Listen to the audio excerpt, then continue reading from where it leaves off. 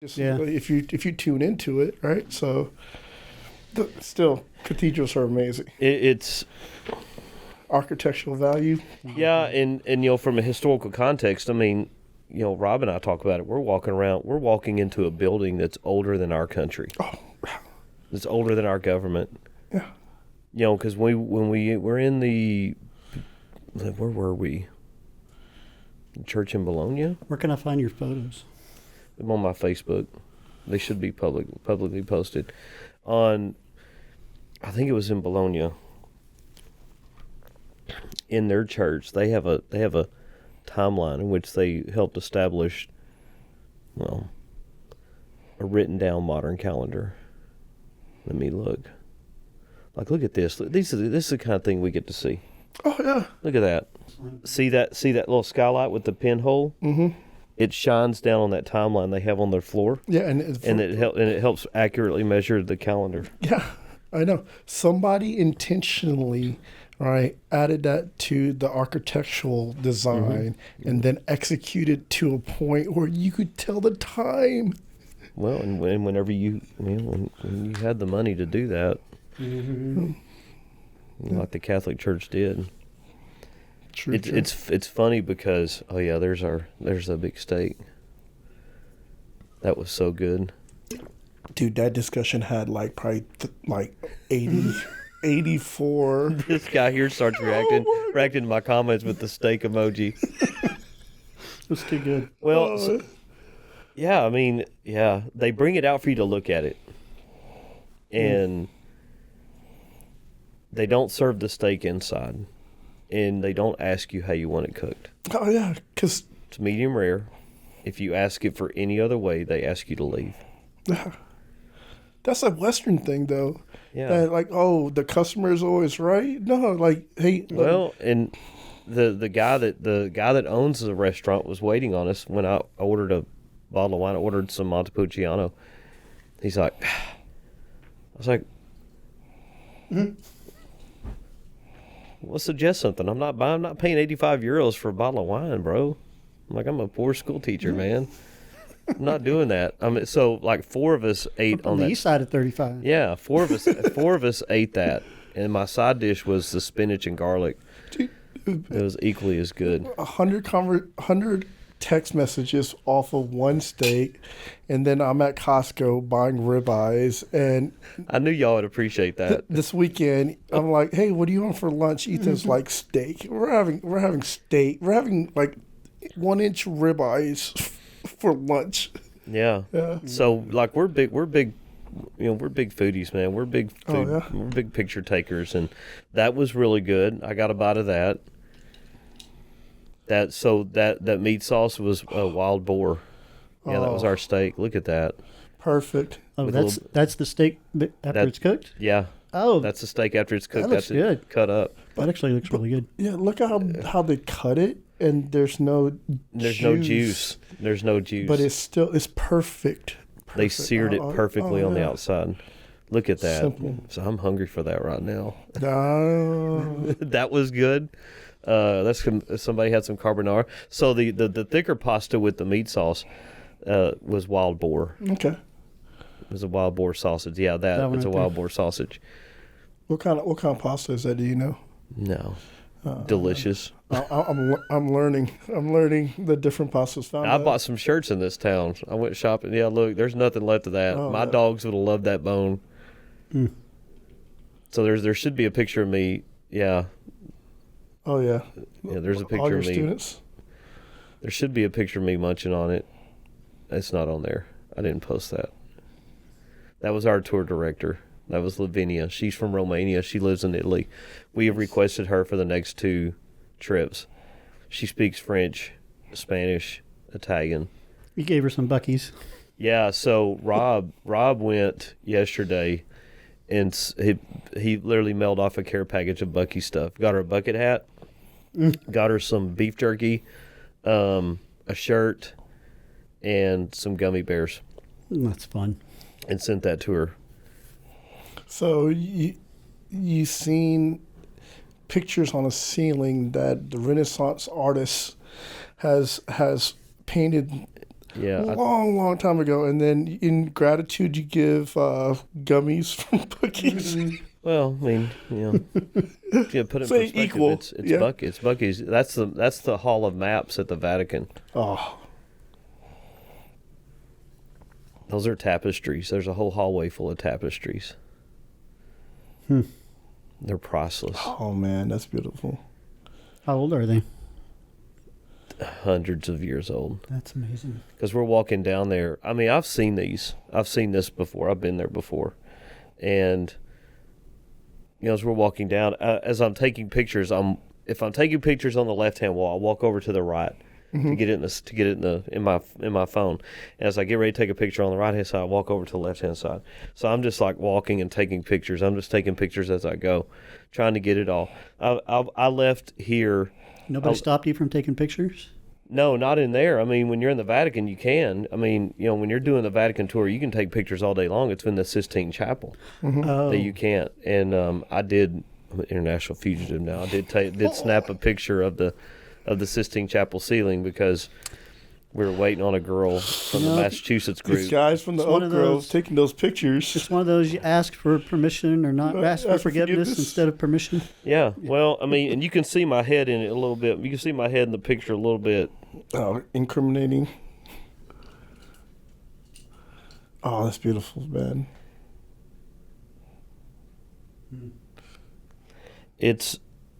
That's not it. Yeah, those, I mean, go back. That's it. That's the Sistine Chapel ceiling. Right there. Yeah. With my glasses on, 'cause I Forensic can't evidence. see. So, yeah, look at that. I mean, The detail, the time he spent. the apostles are on the wall. So it illustrates the creation and shows the Old Testament to the New Testament. And what's funny is on the flight over, when we left Philadelphia, I had my fire tablet. I'm watching The Chosen. Oh, I'm watching The Chosen on the way over there. I'm like zipping through episodes because it's like a 9-hour flight. So I'm zipping through episodes, and then we get there, and for me, I have to, again, temper my Christian beliefs with where I'm at, because we are in the Vatican. We are in the bastion of Catholicism. And, when we were walking around the Basilica, that's where, the tombs of the popes are and stuff like that. And they have because it's a Jubilee year, they had all these confessional booths up, and they had them with languages you could go in and talk in. And as we're walking around there, I told Rob, I said, just joking around, I said, hey man, I said, won't you kind of dip into one of those, to see if we burn this place down, man? ah. And he's like, oh, he goes, we probably would. And I said, as we walk by, there's a statue. I didn't get a picture of these people, but there is a statue of Pope John Paul II, and there's people praying at this statue. And I said, man, look at that. It's idolatry, man. I said, when you and I don't know what his, he's a black or white guy. There's no gray area with Rob. Okay. And but it's funny because when the boys soccer coach from Kerrville was missing, he made a couple of posts about, prayers are appreciated. Rob's a great guy, man. I love Rob to death. And I told him I pray for you and for him and Tara all the time. But we have really good conversations. He appreciates my faith, and so we have these conversations about this. And I said, like, these people here they're praying to Pope John Paul II, his memory. So that's idolatry. Mm-hmm. That they're putting the Pope on an equal status. I said, in Absolutely. fact, probably a higher status than God, because that's what Catholics do. The new Pope from the United States, well, good for him. And he gets up there and he talks about, the United States. He talked about the flooding and the victims and their prayers are going out. He's a man. Puts his pants on just like we do. He might have somebody putting them on for him, but I mean, a little bit fancier clothes. But as we're walking around, you can see the pictures. I mean, it's very ornately decorated, and again, look at how the Pharisees dressed. Mm-hmm. So, for me personally, walking around in these places, like when we were in Rome, I did not get to go to the spot where Paul was allegedly housed in prison. Mm-hmm. And I wish we had, but I mean, you think about it, walking down the Roman Forum, Mm-hmm. Paul might have walked there, Yeah. and walking on those roads, and the roads are the same. Mm-hmm. You know, walking around that cobblestone's not for the faint of heart. I mean, you know, like this right here. You know, after we get to our hotel, and after we got through eating, Lavinia said, she goes, "Hey, you know, we talked about this beforehand." She goes, "We can take a tram up to the top and get a really good view of the city down below." She goes, "It's like €6 a person." And then so I'm like, "I'll just pay for my kids." And so we get up there. We're kind of walking around. We had some pictures in the daylight. We walked around this, and we went to this church in the citadel that's up there. And I might have picked up a rock from my mom there. And by might, I did. That's cool. But International rock smuggler. yeah, I'm a rock smuggler too, which is better than the human smuggler that Rob is from our trip 6 years ago. But we get up, there, and I've got video of walking around. Like there's some restaurants or outdoor eating. There's somebody up there playing music, playing guitar and singing, and I'm recording that. That's the balsamic factory. And I mean, it's just like so cool, and it's nice and cool up there. You know, stepped in and got some gelato while we were there, and we get ready to come back down the tram, and I took that picture, and didn't even have to doctor it. I mean, it's just yeah, that's the balsamic factory. There's Pierce Brosnan has there he is. That's his container of balsamic. Nice. I will never buy balsamic in the States again, ever. Yeah. Really? If I want it, I'm going to order it from them. It is next level good. Their white vinegar. It's cultured. Well, like one of the ladies from Massachusetts posted a picture in our chaperone text thread that she paired it. She drizzled some on pineapple chunks. Yeah. And I was like, that sounds absolutely amazing. She goes, it is. And I would have never thought, but it was so light and fresh. I mean, and then they start bringing this other balsamic out. We had a 6-year-old balsamic. Like you can still taste the grape. Then we had I think it was a 10-year and a 25-year. They had a bottle of 100-year balsamic that they were selling. They had 50 bottles for and each bottle sold for like €225. Didn't buy one of those. I'm going to order. I didn't buy any from there. That's a long time to wait for a... Yeah, but they told us the process of how they do this, because as they pour some out, they take some from this barrel and pour it into that barrel and fill it back up. It's like that literally... process has been going on for a century there. Well, at least. it's the same. So it's a culture. It's a microorganism that spreads on over time. And the stuff we get here is literally chemically engineered. And balsamic is made in this region. It's the only one that can literally be called balsamic. We tried balsamic jelly. I tell you what, if that sandwich was so good too. If they would have brought if they would have brought out 2 pieces of like that kind of bread and peanut butter, I'd have lathered that balsamic jelly on there. Yeah. It tasted like grape jelly. Yeah.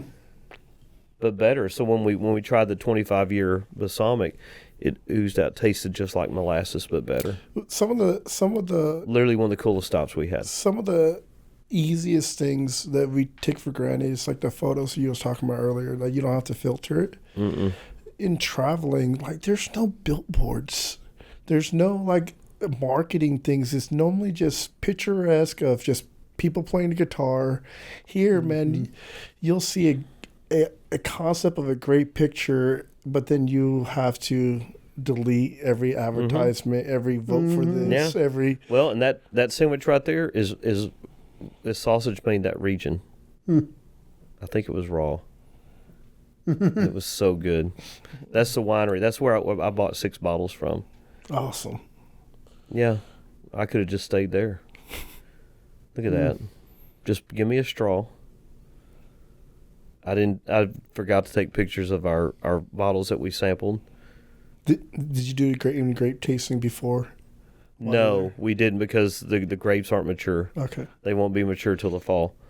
So, we had a sampling, and of course the kids that aren't old enough weren't able to. We made breadsticks. We had a pasta making class there. We made breadsticks, and they made the breadsticks. They cooked them, and we took them with us, and they were pretty good. They were edible. And then we made the pasta, and the pasta we made is what they were going to use in their menu for the day.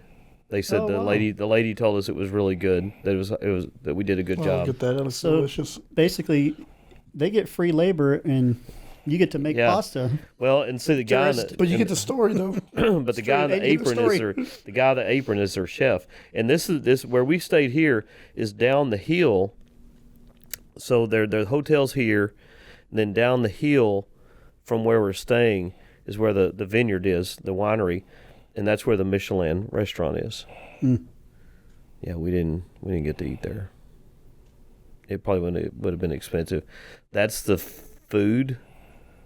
That's the food university. Oh, So down there where we're at, where those wine bottles are, they have they have over 250 wine varieties from around the country with soil samples so I'm to preserve the history of the wine. They got that part locked up. We couldn't go in there. a completionist, right? So when you say like 250, it's almost like a challenge, right? See, look, there's a glass jar of dirt. So you have self-control and a half sampler, but my problem is like when I go to wineries is after a certain amount, they all kind of taste the same, right? I mean, like different, Not there, they don't. I'm like, like the first sample of the 3 Chardonnays, you're like, oh, I could taste a little bit different. The fourth one, you're like, okay, Wine's wine. I don't know which Yeah. one it is. Nope. Yeah. Well, so we're walking around here, and they took us. This place was really cool. It got started because McDonald's got introduced to Italy, What? and they wanted to preserve Italian food. They wanted to preserve because, This place here? yeah. So if people don't understand, in this country, first of all, God, quit saying Olive Garden's Italian food because it's not. It's Amen. garbage. It's American. And it's not. There's no such thing as Alfredo sauce in Those breadsticks, Italy. unlimited, Well, I mean, unlimited salad. but if you take an Italian to eat at Olive Garden, you show them the breadsticks, they're going to be like, that's not breadsticks.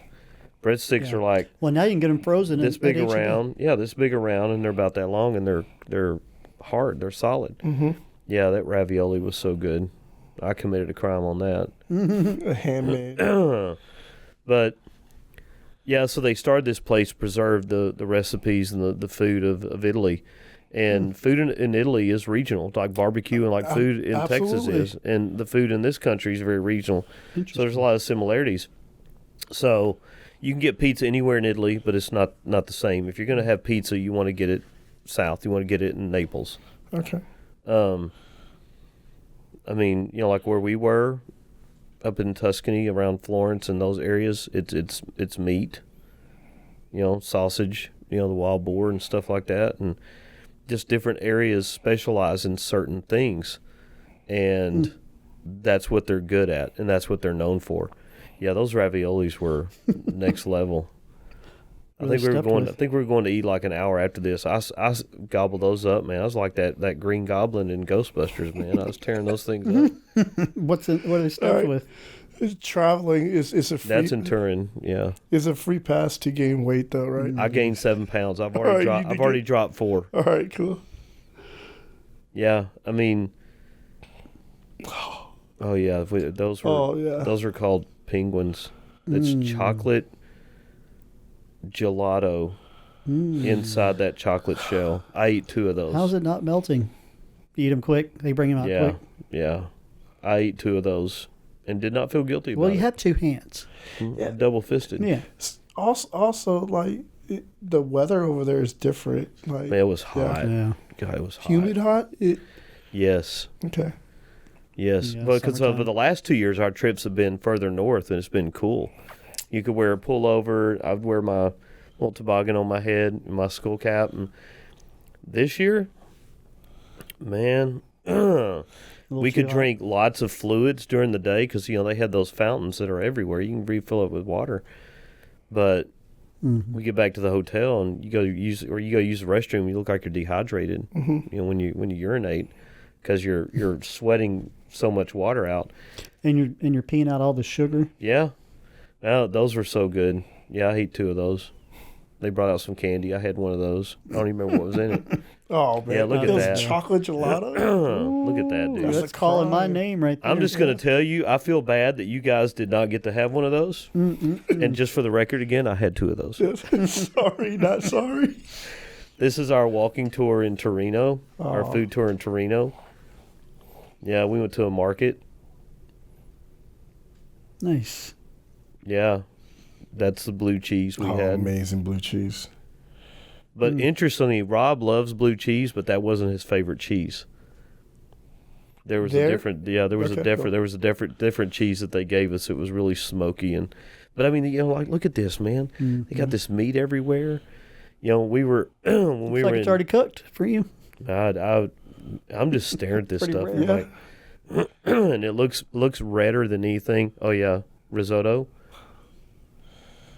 That was Are those French fries? veal, yeah. Pounded veal with French fries. French Yeah, I ate the crap out of that too. Veal's That was good. so good. How are the fries over there?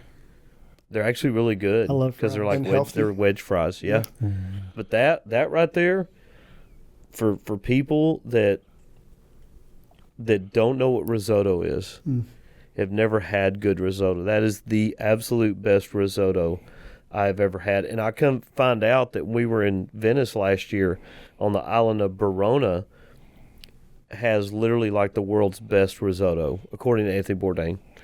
The world's best risotto. And I'm sure we walked right by the restaurant. Yeah, Milanese risotto with schnitzel and potatoes. Dessert was a slice of cake.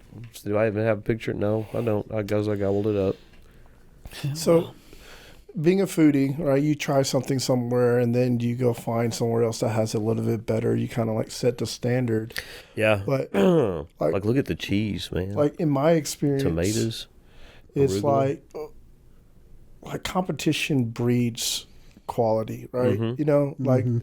Like street pizza in New York is some of the best pizza that you will have here, but it's $2 because the standard is it has to be this good. Yeah. So in a place like this, it's like if your stuff is not good, then nobody's going to go to it. Right. So go back to the menu. This is where we're at the farm. That was hummus.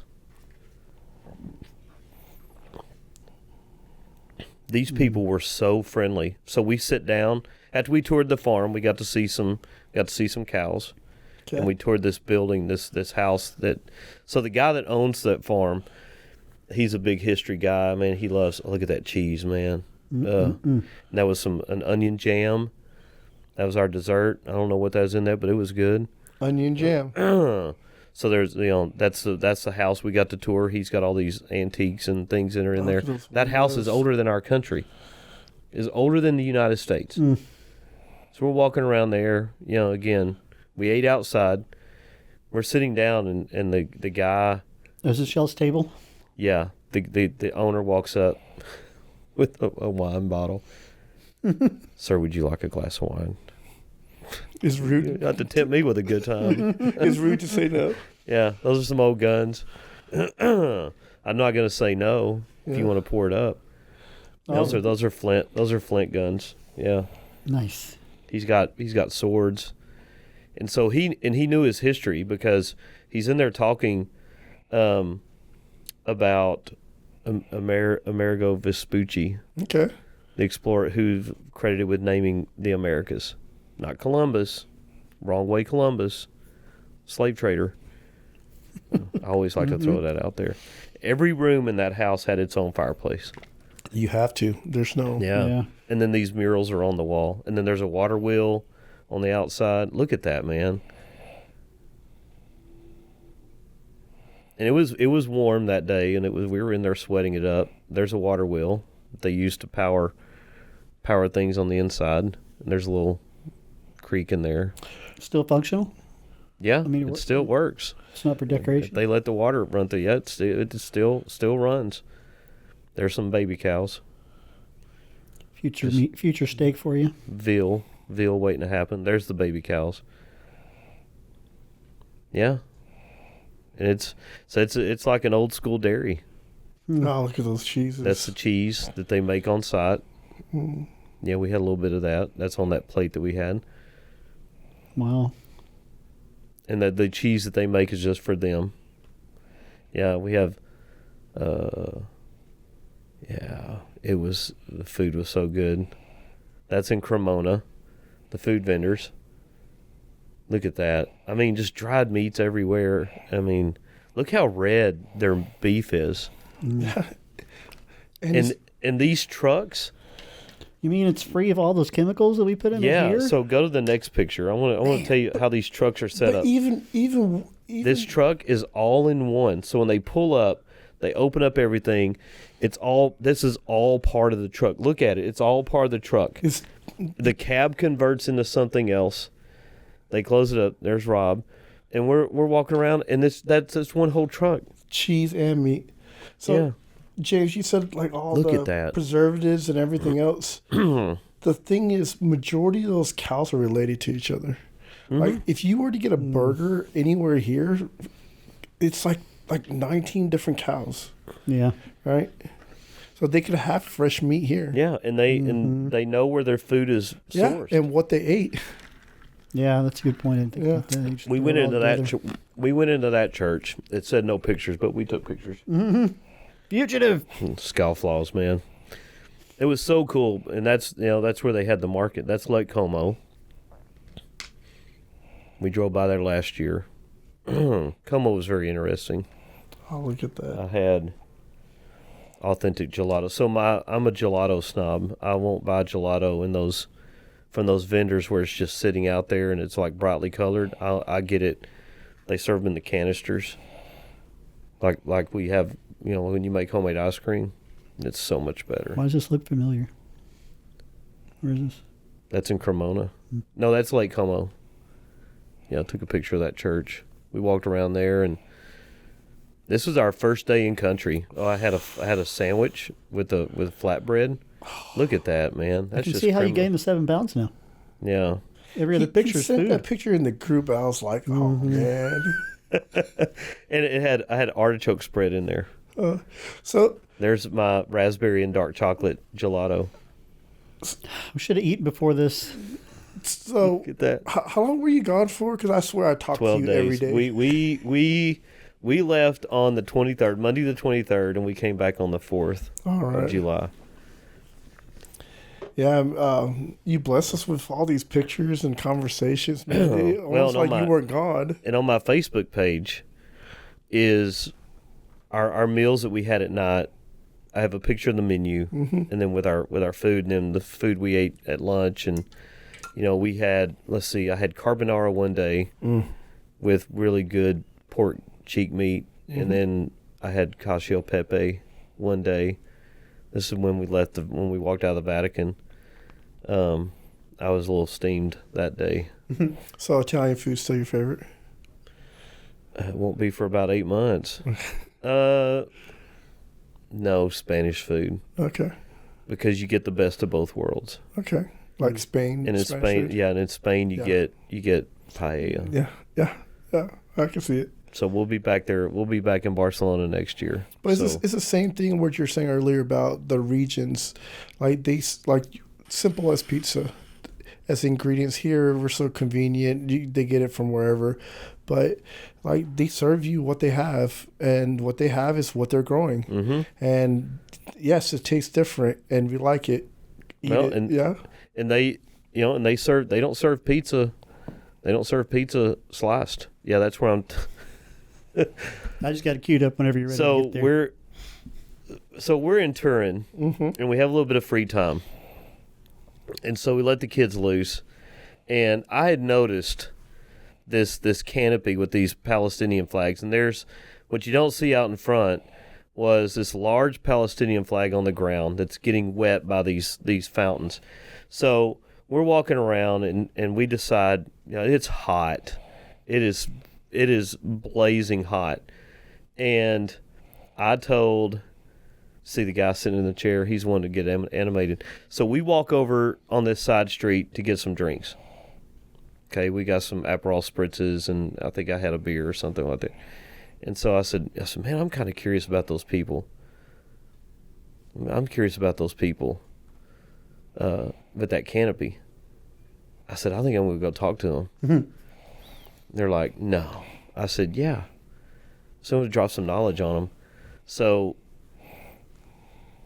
they're like, well, we know you will. And I said, well, let's go. So we got done, and I said, well, I'm going to go talk to them. So we walked over. I got a couple pictures of that church because it was really cool. So the girl in the background that's on the phone, I kept, out of my side eye, I kept noticing her looking back at us, and I could tell she was trying to get off the phone because, look, she keeps walking around, and then she'll turn, and as we're talking, the longer we talk, the more she stayed on the phone. So the guy sitting in the chair, I think he's from some country in Africa.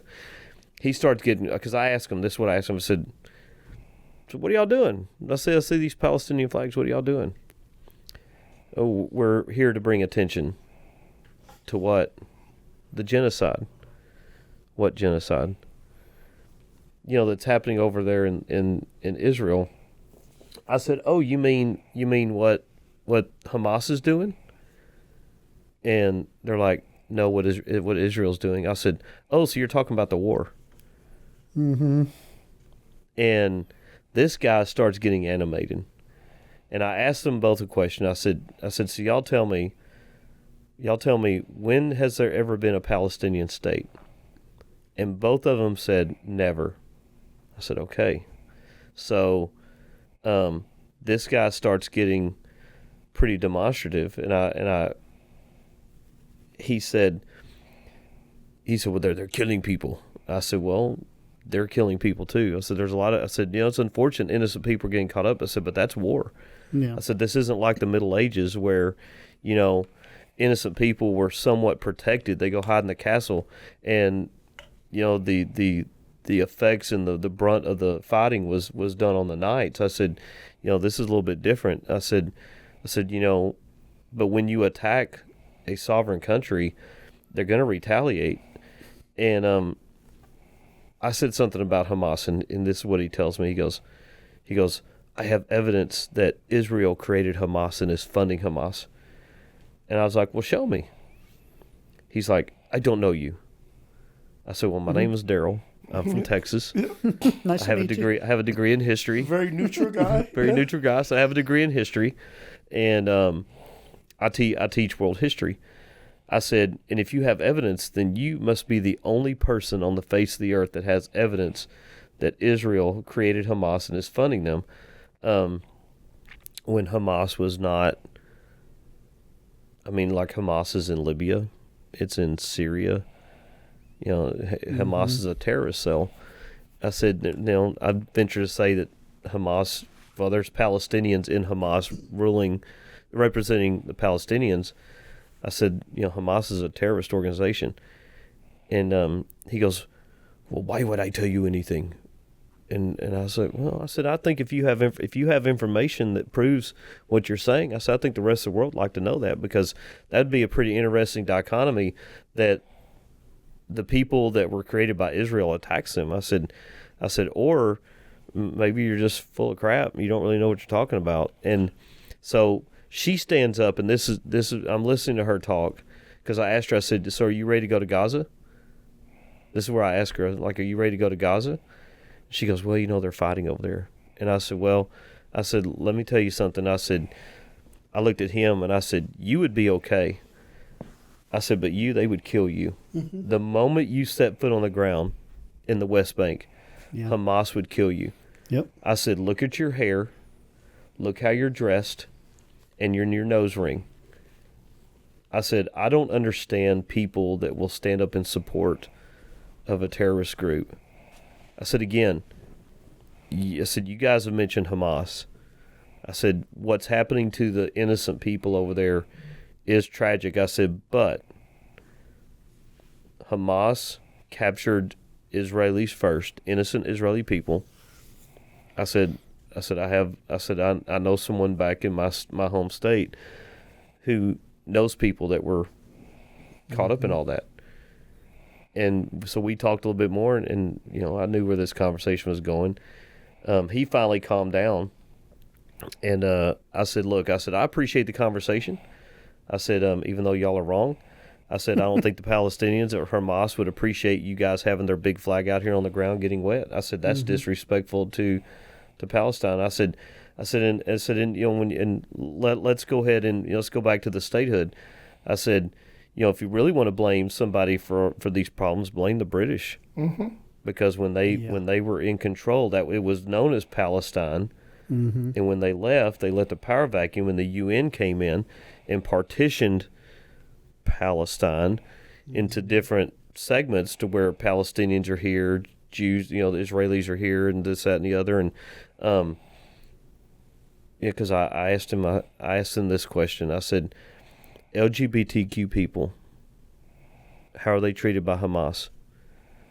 Well, I mean, they kill them. I said, you know that in Israel they celebrate Pride? And the girl was like, they do?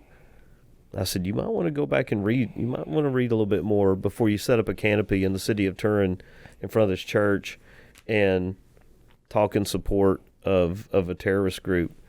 And I said, this dates all the way back to Abraham. And the guy sitting there is like, no, it doesn't. This is all brand new. No. I was like, no. You have an illegitimate son. You have a legitimate son. And the illegitimate son ends up being the lineage of Muhammad. Yep. And then I asked him that. I said, hey, by the way, I said, when Muhammad died, did he rise from the grave after 3 days? Nope. He's like, no. I said, oh, okay. That's all I need to know. At the end, I shook their hands. I said, I appreciate the conversation. I said, y'all are wrong, but I hope y'all love you. Still love you. I said, I'll be praying for you guys. I said, God loves you, even though you're wrong, and good luck with whatever it is you're trying to do. So even in this part of the world, there are people that are in support of terrorist groups. And when we were walking around Rome, there was a lady in a little square, "Free Palestine." I yelled, "Free Israel." And she repeated what I said, but she's standing there holding a Palestinian flag. What people in this country don't seem to understand, especially those that are criticizing our government for their stance on illegal immigrants right now and the things that are taking place. You guys need to travel abroad. For those of you guys complaining about our government rounding up people here illegally, and go take a look. I said there's a reason why the fascist party in Italy is rising in power, because of their anti-immigrant stance. And if people want to tell me I'm wrong, you weren't in Italy 12 days ago. Because I literally ask people. I talk to people when I'm on my trips. I talk to locals. And the fascist party is on the rise throughout all of Italy. And again, keep in mind, the fascist party is the one that brought Mussolini to power. Well, the president of Italy brought Mussolini to be prime minister. And the fascist party, they teach about the dangers of fascism, of radicalism, but the fascist party is anti-immigrant, and there is a major anti-immigrant sentiment sweeping all over Western Europe, including Italy, because what they do over there is if you come in the country illegally, they confiscate your passport. You can't go anywhere. Absolutely.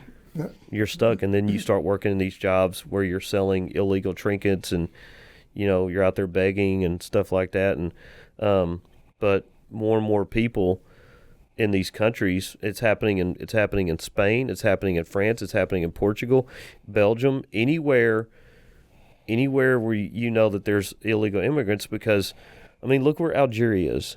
And then look how close Africa is to Europe. And then people want to talk about the Cuban boat crisis. People in Algeria end up in Italy all the time. People from Tunisia, There's Tripoli down here. They end up in Italy, and kind of the same it's not thing. that hard to get there. Once they hit dry ground, and so there's things happening in Italy right now where there's a major anti-immigrant sentiment, and when you look at the graffiti, the political graffiti that exists in Rome and Florence and all these cities we went to, it's anti-immigrant. World problems, right? Like it's we have to do it makes our country and its convenience into a different perspective, right? I like how James brought multiple countries, but that distance is equivalent to California to Maine, right? But like here, like we're divided over little tiny cultures, but we say that we belong to one country, and we have all kinds of things here. But there, we're talking earlier about how like even in Greece is a puddle jump away, but cultures. Yeah, Greece is right there. Yeah, and everything else is so set apart because of ultimately pride, right? Oh. Well, and look. I mean, when the crisis was in the Serbia, Albania, Macedonia, the refugees that fled Serbia and Montenegro and those areas, Sarajevo, used to be Yugoslavia, Bosnia and Herzegovina. Guess where those refugees went? Greece. Yep. Look at Slovenia. Hungary's experiencing the same thing with the anti-immigrant deal, and people ask me. Yeah, and these are all landlocked countries. Yeah, too, and people ask me, Daryl, what's your stance on that? Everybody needs Jesus. Yeah, and I was like, well, I don't comment on it. I mean, I don't get caught up in the minutia that's online with the social media, the keyboard warriors, and I tell you what's sad, and this is, when we post this, I'm sure there'll be people in my hometown that'll see this, and I'm gonna go ahead and say it. A lot of people in my hometown, you guys are closed-minded. You're landlocked in Sulphur Springs, Texas. You've never been anywhere. And it's not about being educated or not.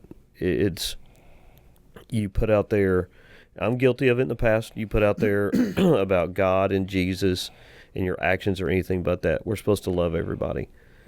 Now, how do people reconcile that with illegal immigration?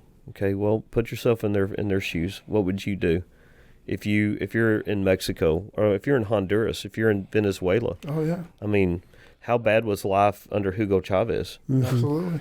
I mean, and here's the funny thing: a lot of people that I'm familiar with, they don't know who the heck Hugo Chavez is. They also don't know that Venezuela is a major oil producing country. I think Venezuela is a member of OPEC. If I remember right, Venezuela is one of the few non-Arab countries that's a member of OPEC because they have so much oil. Yeah. And guess who was taking the proceeds of the oil sale? Hugo Chavez. Yeah. And what was it? Several years ago, there was a Conoco. Any gas station that was Conoco gas, people were boycotting them because they were getting their gas from refineries or from the oil in Venezuela. And it's sad because Venezuela is an amazing country. Yeah. And I just, again, I'm a hypocrite too. I've said and done things that, and then my actions don't indicate what I am, and I'm working on being better about that. But well, the key is when you do learn that you did something wrong or said something wrong, you try not to do it again. The thing is, I mean, you can't. Don't post about being someone of faith and about how you love God and God's good and all this other stuff, and then turn right around and post vile stuff about get rid of all these illegals, round them all up, and get them the heck out of our country. Yeah, because I mean, we talk about it all the time at base camp and at church, And if I've been watching The Chosen a lot. look at his apostles, look at his disciples, and look. I mean, Matthew was a freaking tax collector, like one of the most reviled, hated by people, and I just, people can't get out of their own way. They're so eat up with hatred and anger towards people, and Sean and Doug have said this numerous times. When it's our time to go. How do you want people to say? What do you want people to say about you when you're gone? Mm-hmm. Yeah. And then when you meet the Lord, do you want him to look at you and is like, I never knew you, or well done, good and faithful servant, enter into the kingdom of heaven for your reward? I like the latter much better than the former, and I haven't always walked that path. No, and I think that's what a lot of people get. They think that because they've not always been a good and faithful servant, that they might as well just not ever start, and they live their life as a Sunday Christian or they're box checkers or an Easter Christmas Christian, and it's also because how people understand things, right? Like in a world of duality, right? It's like I get this over that, right? Good and bad, right? But good and bad is like, all right, cool. Like you said, where's the gray? Right? It's like, like, let's say it this way. Love thy enemy. I remember first reading that before I came to Christ. I'm like, no way. No way. That doesn't make sense. Right? But then, like now, we understand it's like, okay, cool. Love thy neighbors as ourselves. Well, okay, cool. Who's our neighbors? Everybody. Yeah. As we love ourselves, like put ourselves in other people's shoes. All right, cool. Put your enemies in your same shoes. They deserve the same love. Cool. So who's your enemy? Yourself. Well, and I think it's important to have conversations with people. And Terry mentions this all the time about how he's open to talk to people, and he's probably one of the most reviled people on Facebook in Hays County. And he if likes they were to push people's buttons. He does, and he asks what happens when you try to get people fired. But he asks probing questions, and we in our AP training today, we watched this video. We watched the video last night. It was our homework, and it's this Nigerian lady, and she talks about the perspective people had of her because she's from Nigeria, and I know some Nigerians, and man, Nigeria is an amazing country. I'd love to go there. And she was perceived as being uneducated because she's from Africa. She goes, Africa's a continent, not a country. And that's true. I have to remind my students of that. And she's very educated, very well spoken. She's written some books. And, it's a perception that people have of other people without ever getting to know them and making preconceived judgments. It's like when we're at base camp, or better yet, the Tuesday night prayer where the guy shows up with the hole in the back of his shirt and the perception people have of him, and he gets baptized later that night. Amen. And then he's like all in, and when you hear his story, and people make judgments based on, and I am 100% guilty of that. I have been and still struggle with being extremely judgmental of people. Yeah, but like I've known you for a couple of years now, and I see like a lot of the same things of us. Like you stand on these things. I didn't want to say it, but like you're always been open minded. Like, all right, cool. This is what I believe. Tell me, learn me, teach me. Right? Teach me. Same thing as you were saying with the encounter with the guy with Pakistan. It's like, all right, cool. You have evidence. Show me. I'm willing to see a different side. Opposite of what he said is like, all right, cool. Like he's speaking truth, but I'm going to become defensive. Like it's a posture thing. It's like we have to realize there's more that we don't know than we will ever learn. Yeah. Right. And if you're close minded, then you're just all pride.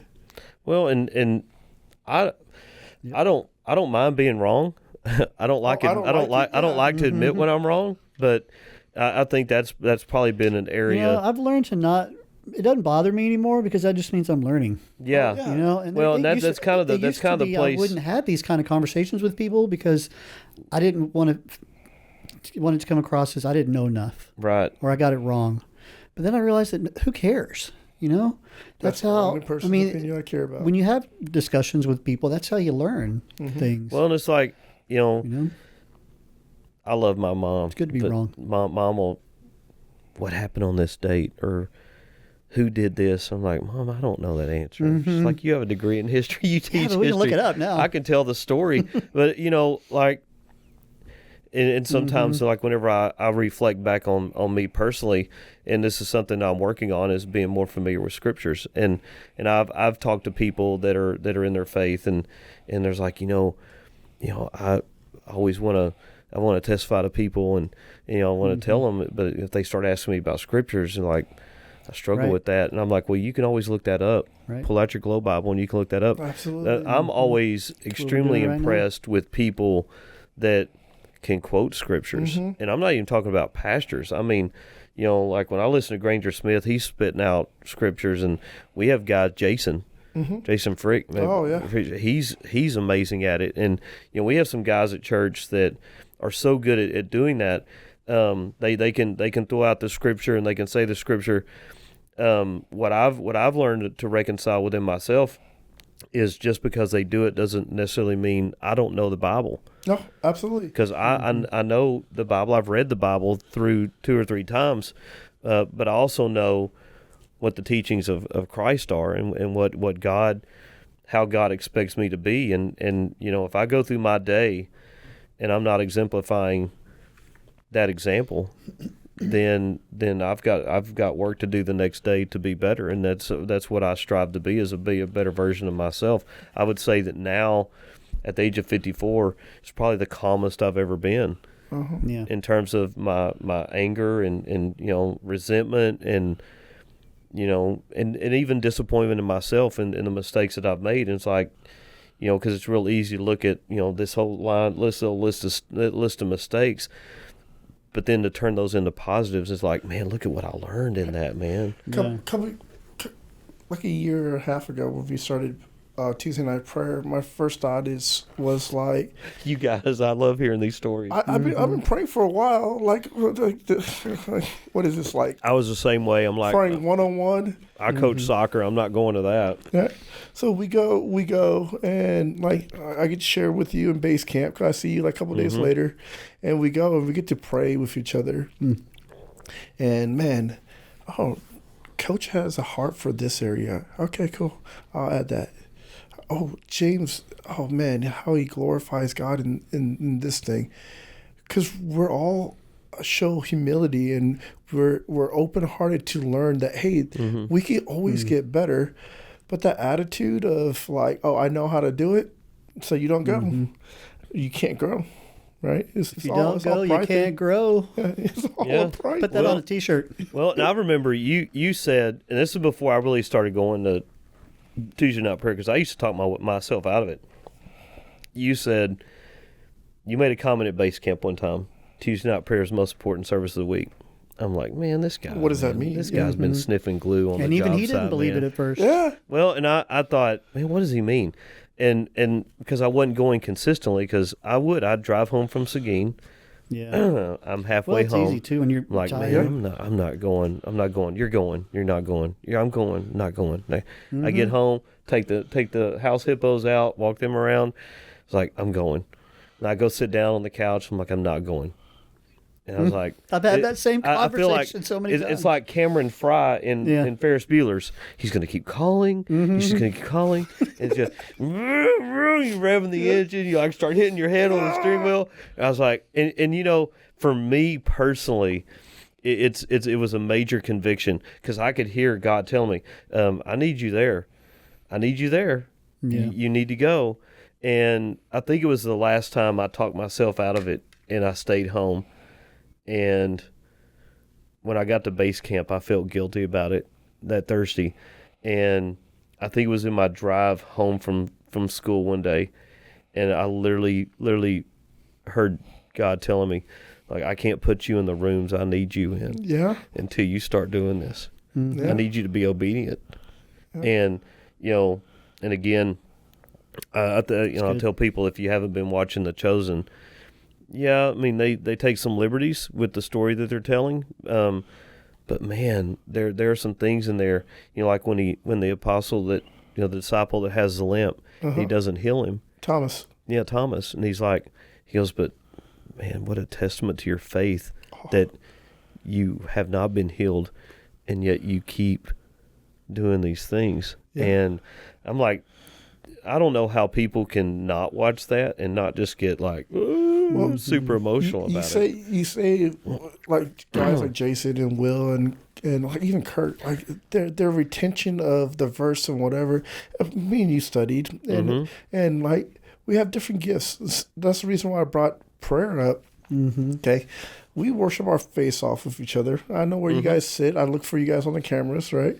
Front row Joe, thanks to the James. Right side, right? Worship. Don't pick your nose on the screen. And me, I try to be in the back, away from the mic, because like I can't sing, whatever. But we worship, but there's not a level like, all right, cool. Worship is a posture. It's your heart, right? None of us is going to make American Idol. No. None of us. No. Right? Maybe 30 years ago. Okay. We'll have to test you on that one. I got ones in solo in the choir. I led singing in church growing up. Oh, okay, because I'm the one. I'm not going on American Idol. Okay? No, coaching has ruined my voice. You get ones in solo competition until your sophomore year because you quit because you got bored. Okay, well, the point is we have these gifts that that God gives us to do certain things, and retention of Scripture is one of them. We can always get better. Yes, I could get to be a better vocalist, but I will never be on American Idol. Yeah, I know guys that could literally memorize books of the Bible, every verse, right? And I'm like, all right, cool, but then they struggle in other areas. Like, we have to be well-rounded. Not being able to pull up a verse is great. It's great. It's great. But showing the love and knowing that God's gift on you is to only just to love other people, it's just that simple. Well, and I think it's also good, when we're at base camp, it's always interesting we get new guys up there. Oh, yeah, a lot. Because they think... Because a couple of guys have said this before, man. They think we got our stuff together, and like, man, we're all jacked up. And for me, being a history teacher and having a degree in history, it's about telling stories, and I can relate parables and things that have. I can't quote you the verse in the Scripture. I can't. That's like, to me, that's like the date. What happened on this date? I don't know. Somebody got up and used the bathroom and had coffee. I mean, I don't know. Well, so what can you tell me about? What can you tell me about, feudalism? Oh, I can tell you everything you want to know about feudalism. That's some good stuff. And that's what's, and we were on our trip this a couple weeks ago. They were talking about, when we were at that farm, that gentleman was talking about the Papal States and the different principalities that existed, because Italy's a young country.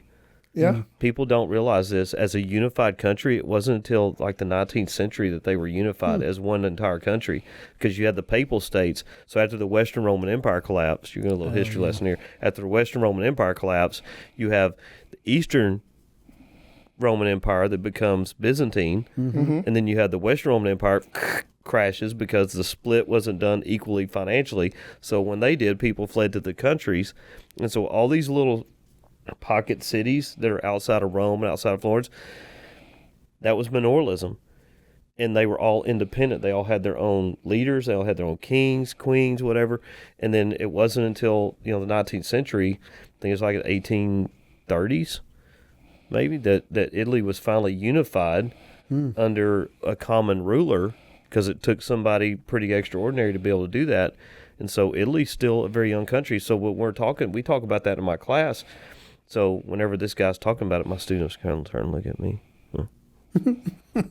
I was right. That's history. Aren't you glad you paid attention in class? Yeah, and so it's it's the telling of the story to me that means that's so important. Right. We can look at the Scriptures together. The verse and the book and the verse. Yep. And just like that. and I think one of the things that that I've always found interesting about the Bible, that I've learned a lot more since going to vertical, because I love that vertical's a Bible-based church, is when you read the Gospels, when we read Matthew, Mark, Luke, and John, the different perspectives that it's written from. They're telling similar stories, but from different perspectives. And again, when you're watching The Chosen, you see that Matthew's kind of like the scribe, and his importance. It's like a play-by-play. Yeah, it's like a play-by-play. He's writing these things down, and it's just just mind blown. I have I've gotten to this point where listen to worship music all the time. I listen to it on the trip, because I found myself drifting a little bit on the trip because I wasn't at base camp. I missed Tuesday night prayer. I missed church one Out of Sunday. your element. Yeah, so I'm like Normal put in my routine. earbuds and I'm listening to my worship music. Man, I'm just getting my praise. I got tears coming out of my eyes, and people were like, Yeah, you were sharing some kind of looking great at songs, me, yeah. and I was like, this is what keeps me grounded, and it keeps me humble. It keeps me, where I need to be, in service of Him, and things that I never thought 3, 5, 10 years ago I'd ever say or do, and so it kind of goes back to you. Tuesday night's the most important service of the Tuesday night prayer, and when I started going consistently, I was like, oh yeah, I get that, and I'll be the first to say, there's a certain level. It's not disappointment. It's sadness when we have men's night, the lack of men that are there. And I'm sure you guys have seen when we're at church on Sundays, the number of men that are box checkers, and if any of them ever listen to this and what we're saying, I would encourage you to quit. And there are people that have other obligations. Yeah, they might work at night or something. But it's the people that are there. If you have the opportunity to go and you're just sitting at home on the couch watching TV, you're missing out. Absolutely. Well, it's in the people on Sundays. I'm talking to the men specifically. You're supposed to lead. Yeah. You're supposed to be the spiritual leader of your house. How are you spiritually leading your house and setting an example for your children who you're sitting next to in church, and they look up and you're not singing? It's a lot like the gym, man. It's like hardest part is getting there. Right. Mm-hmm. Right. Once you start going, And then you got to be here. then you got to be here. then you got to be consistent. Mm-hmm. And when you start being consistent, that's when growth happens. Right? You don't accidentally get good at something that you don't do. Right? Same thing. Sundays are amazing. I like Bible-based church. Sean brings a fire. Tuesday, it's completely different. It's completely different. I get uppercut completely different way. The hugs are a little tighter, but those blows are a little bit. Walls are down. Yeah. The conviction's deeper. People come in there ready too. to break chains. Yeah. Oh, yeah. Miracles upon miracles in your face. We've seen it. Yeah. We've seen it on Tuesday night, and I get it. It's work, and it's during the work week, and people are tired, and this is what I tell people. This is why Tuesday night is such a big deal, because you choose to go. You're choosing to be there. Sunday, for a lot of people, it's checking boxes. Obligation. And that's why again, I'm a people watcher, and I'm single, and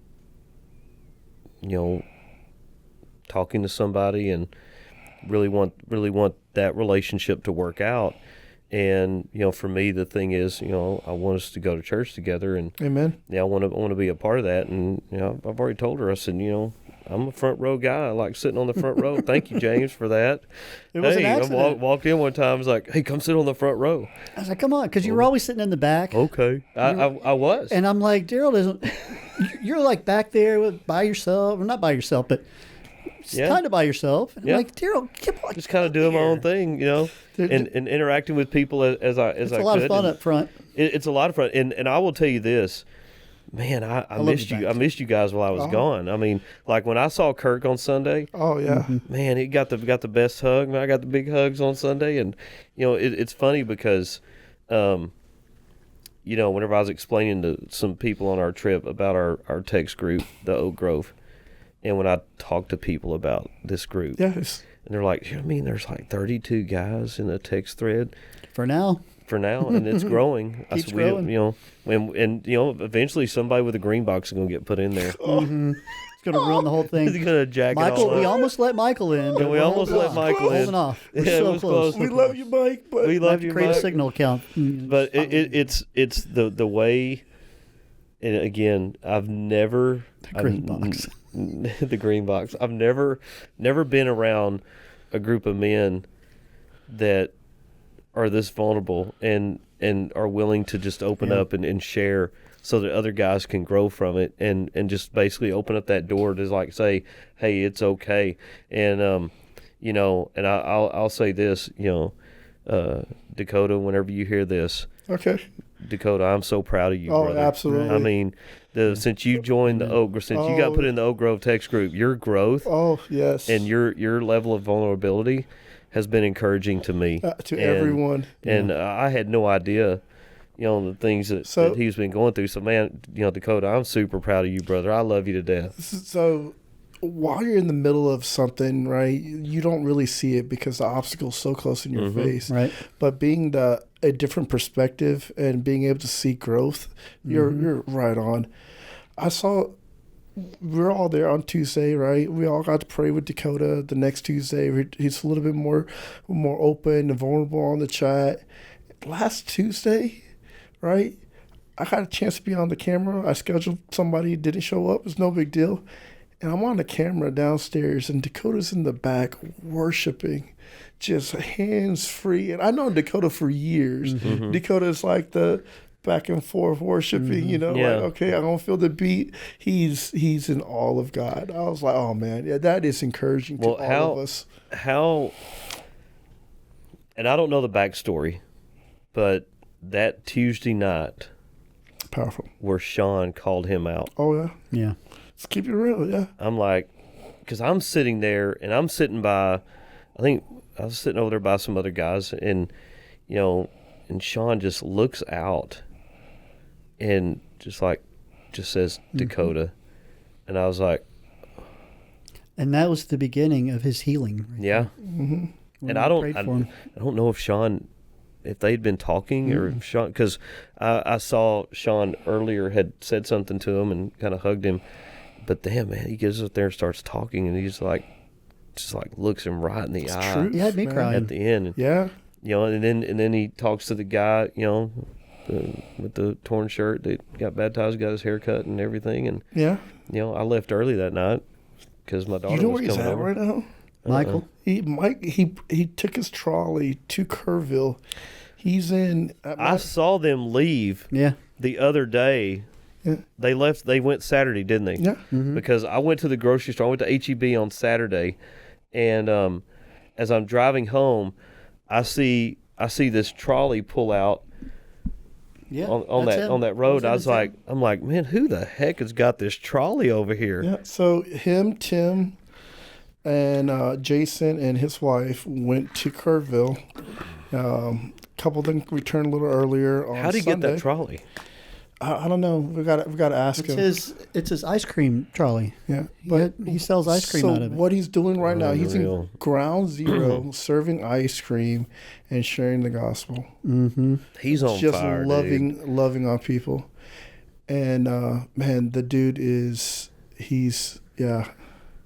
all in. It's a major transformation in like 4 weeks' time. Yeah. God will do it. Yeah, I mean, Only test him. yeah, that's it. That's the trolley I Only saw. God could do it.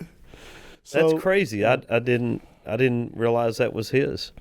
So he actually had a prayer request. I call And that thing probably gets like 2 miles to the gallon too. The tires look a little slippery. Be careful out there, Michael. So I talked to him maybe 20 minutes before coming here. He's working for an organization, and I'm sorry for not remembering. Mercy the organization. Chef? Yeah. Yeah, Mercy Chef. Yeah. So they have pull him him. They have him going into the burial services of people, kind of things, and Man. he has some weight on him, and we got a couple guys going to church at 8:00 that we're going to kind of lift up people that's frontline leaders, the rescue workers. They've seen some things. It's a battle zone out there. So Who started Mercy Chefs? Yeah, look at who we are. I want to just play it. And Katrina hit New Orleans. Awesome. Whoops. It was 2005. Chef Gary And Katrina LeBlanc. hit New Orleans.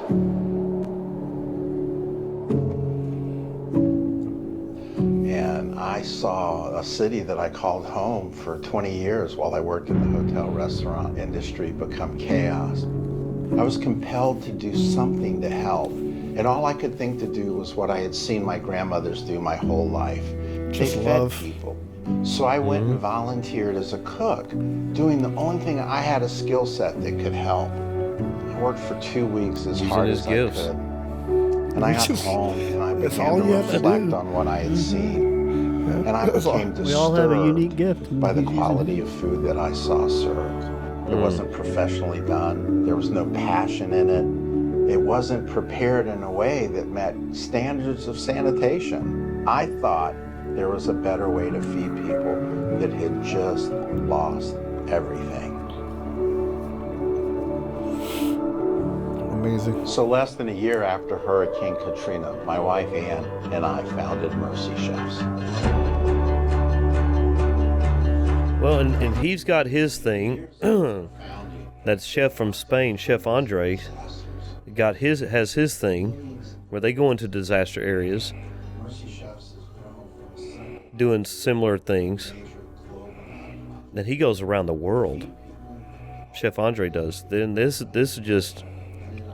I'd have a hard time working on that because I'd want to eat the food. I'm sorry, the foodie in me, but Ben, a thank you or that food was amazing. It goes a long ways. There's a lot of people that's working and just doesn't get the love back. But knowing you, man, like you talk to people and tell them why you like this and that.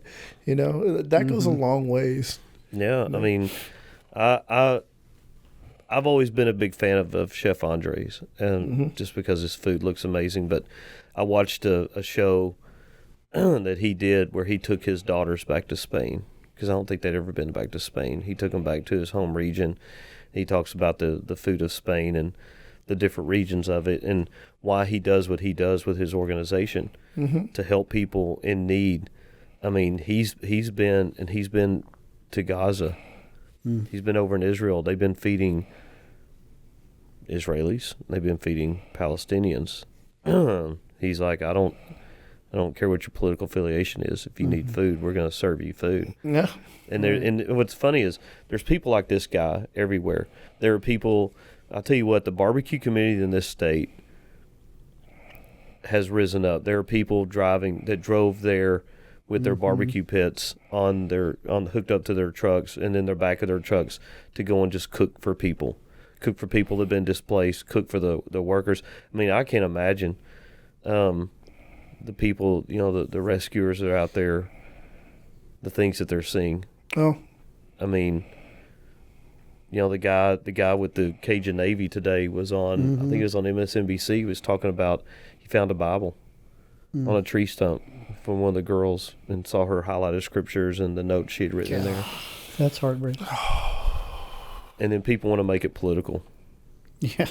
And there's a special place in hell for people like that. I hate to say that, but They're getting called out for sure. I tell you what, and we know somebody that's been helping out with that. Don't piss Ashley off. Yeah, don't piss off Ashley because she'll find you. And I mean, and it's when people find out who these people are. Yeah. Oh, man, I think that's one of the things. Aside That's just from so evil. it is that people want notoriety. Like the lady in Houston that she's no longer on the. I mean, like been helping people in food deserts. Well, you're not anymore. Or the pediatrician, like you're a pediatrician. That one was wild. And somebody, I think she was been reported to the state board. Yeah. She lost her job. Yeah. Actions have consequences. And I tell you what, don't mess with kids. Oh, absolutely. And I tell you what. This should be something we could all unite around. Well, no and I matter what think so side of the too. aisle you're And people. Kids are kids. People It's actually that biblical. Yeah, and people that aren't from here, don't understand what it means to be Texan. Mm-hmm. And for those of y'all that don't have HEB, I feel bad for y'all. I pray for y'all's struggle because, man, that's the things that HEB does all the time. They're better than FEMA. I mean, and HEB started in Kerrville. They're boots on the ground. They're out there doing their thing. Their trucks are out there. They're helping people. And the thing is, they're never asked. They just show up. Look at that. Seguin flooded. That's where I work. I can't imagine losing my dogs. And people lose their pets. Howard E. Butts. Yeah, look at them go, man. And people don't even think twice. They don't even think twice. Look at those trucks. Yep. I won't move anywhere where there's not an HEB. Oh, That's man, rough, I man. love HEB, but You can always get stuff delivered. Yeah, man. My parents. Well, we don't have an HEB here. I'm like, well, no, I pray for y'all. Pray for my hometown. I'll go as far as like I support what HEB does and their missions and stuff. Yeah. There are great grocery stores, right? HEB is more than just where you get food. They give back, just how they support a mom and pops. Everything from sauces to whatever is Texas. It is. They it's the have bloodline that of contest Texas. every year where they bring in locals. Yeah, people their sending ingredients local and everything else is people from Texas that they support. It's Well, not. I tell you what, if there's another grocery store that is similar, you said, to me, there's HEB is the industry standard. They're not even all over Texas, and they are the best grocery store in the country. The Forbes. There's so many polls out there. So for you people that don't live in Texas and live in the area where there's an HEB, we pray for y'all. You've We been to really do. Publix? Plus, their tortillas are so good. You've been to I haven't Publix? been to Publix. You have? I've been into an Aldi. Aldi, yeah, whatever. Publix is pretty good. I've been to some. We went into a couple of grocery stores on our trip. They're pretty cool, but When I was stationed it's in the Navy, different. there wasn't a HEB, and I you go through HEB withdrawals. yeah, and I was, and then my last wife was she's from Florida. She's like Publix is. I was like, we have HEB, and I ended up in Nashville, and they only had a Publix. Man, I was like, okay, it's not HEB, but it's good.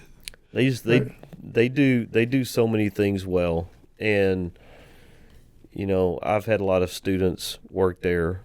That I know. I had a young man that I coached in Elgin. He worked there throughout high school, and sadly he died in a car accident after not long after he graduated, about a year after he graduated. And his sister Kayla, I love you, girl, so proud of you. She works there, so she went to school at North Texas, got her degree, went and got her master's, worked in their internship program, and she's been working, helped them open some stores up in the Metroplex, and kind of somewhat carrying on the legacy of Aldair, but is creating her own legacy there. Yeah, they have So scholarship Kayla's programs awesome. for the managers to go to school. Like the organization is amazing. She's changing people's lives with the work that she's doing there. That's the kind of reaction people should have when there's a tragedy like that. No, absolutely. Not get on social media and start blaming people who voted the other way. Yeah. And call it if you racist. voted, this is what you get if you voted for that. Man, how vile and angry at your life do you have to be? I mean, and again, just the average people, like Jason and his wife going over there. Mm-hmm.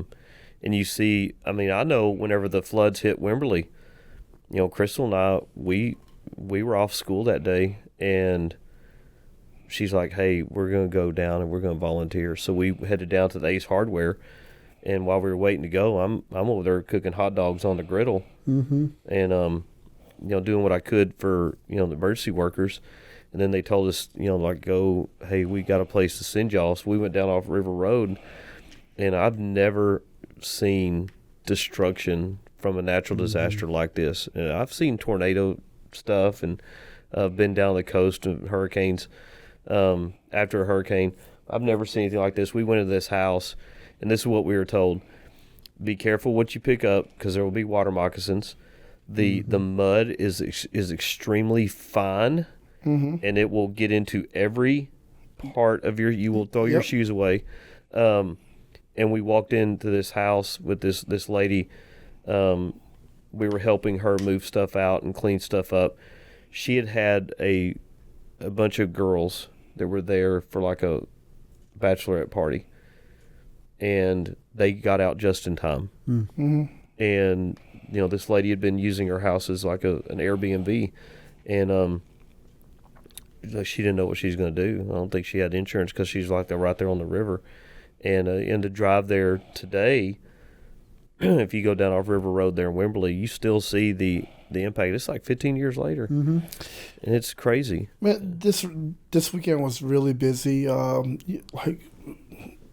Like communicating through the Oak Grove and the Mikes and the Tims and the Jasons, and I'm hearing what they're doing. And man, I don't think I responded correctly at first. I was more leaning on my own understanding. So during Katrina, I worked for a search and rescue squadron, anti-submarine, and they were the first TAR squadron to react to Katrina. And I've seen good intentions go the wrong way, creating problems and whatever. Right. So that's my own understanding. So I hear my brothers that have hearts of gold that they want to help, and I'm like, I'm not trying to put away their flames, but at the same time, I'm like, hey, be careful. There's people in authority that's going to challenge you, and they're just trying to do your job. Because I used to be one of them, right? And I'm not. You don't I wanna get in the never way. said no, but I didn't know, right? And Mike, I think one of his responses was like, "God will make a way." I was like, "Yeah, you're right." Well, you show up with a red trolley, people they take pay notice attention of to that. you. And They're like, "Hey, what's this going on here?" And hey, we're here to help. And then Where can I go where to can serve? I go? So Send me. that conversation came up. It's like, if you're going to go, I didn't say it, but somebody said, why take the trolley? It's like, if you want to get, well, why won't you take a more gas efficient vehicle? And his response was like, I get 16 more inches of clearance. Yeah. And all Right? this room to load up supplies. So the tires, that picture is because he got new tires put on. It was on stands before this. God makes a way. Oh, that's true. He had it parked for a while. Yeah, God. In downtown Cotton. And it's beyond our own understanding on how they use people, and he's still there right now. Well, And just a month ago, he got baptized. Oh yeah, yeah. God will do it. yeah. Only God. Yeah, and when something like this happens, and I think Sean did a great job of amazing. of covering Very this on responsive. Sunday, is because they're out there. How could God let something like this happen? Where was God in all this? Why didn't God protect those kids? Why didn't God protect all these people? That's not how that works. I mean, Absolutely. why didn't Jesus heal everybody? Why didn't he raise everybody from the dead? There's things to take away from everything, and yeah, I mean it's why did my brother die early in spring break? But then you turn around and you look at the things that people say about. I mean, look at the camp director for Camp Mystic, did everything he could to save kids, and gave his life for that.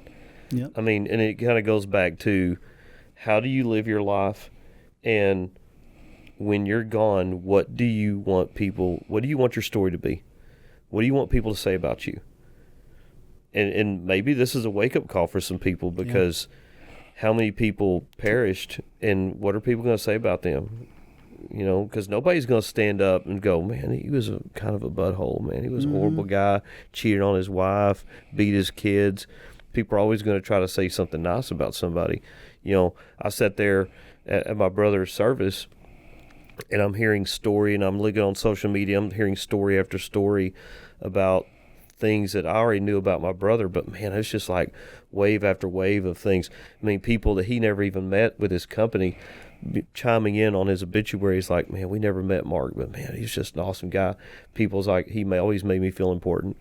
And I told my sister-in-law Angie this yesterday. We were on the phone talking, and I said, what really sucks is that Mark's always been more like Dad, and I've always been the opposite. where I was selfish and self-centered and, like what's in it for me. And, thank goodness I'm past, moving past all that to where I'm more of the kind of person that I've always wanted to be, and more like him. And, to hear the things that people say about him, and to hear the things that people are saying, like the guy that, the teacher, the coach at Kerrville Tivy, man, the things I've read about him. Mm-hmm. I knew of him. He played for Rob at Canyon. Rob knew him very well, coached against him a couple of times. But the things, the Burgess family? I can't remember his name. He was the head boys soccer coach at Kerrville Tivy. His family and them, they attended Church of Christ there.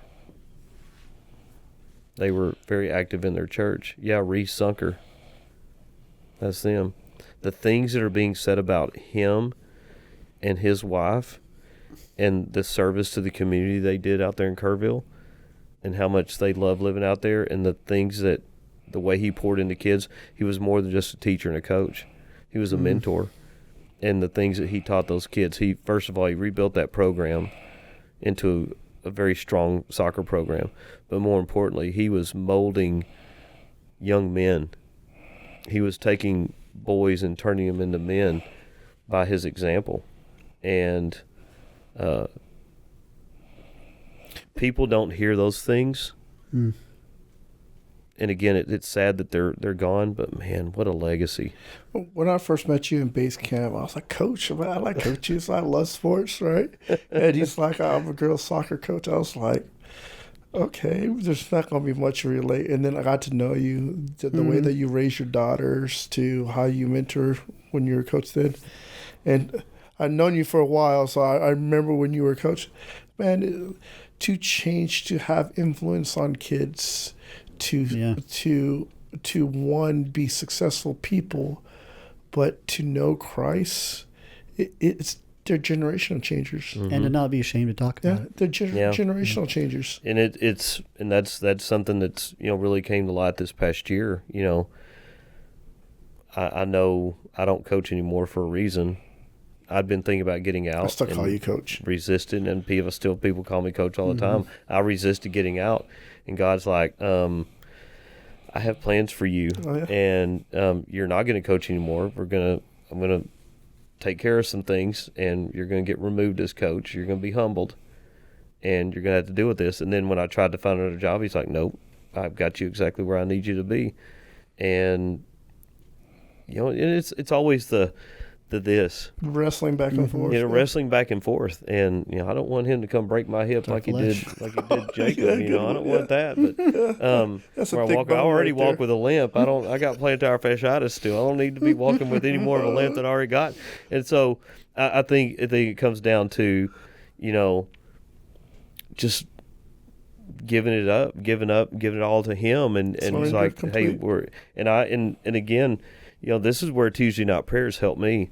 Is whenever you get in there and you pray, when you practice something, you get better at it.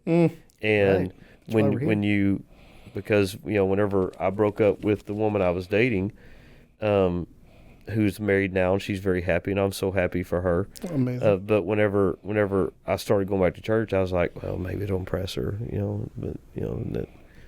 And now I see that God's got something better for me. Amen. Because the person I'm talking to now, I've always had strong feelings for her, because we dated for a little bit, and we just weren't in the right place. I definitely wasn't in the right place. And when I look at that now, and I was like, where I'm at now, I'm capable of being the leader that God needs me to be. Perfect. For us. But when I started praying, I was like praying for things I wanted. Yeah. Instead of, and this, I've said this at base camp before, maybe you're not praying the right way.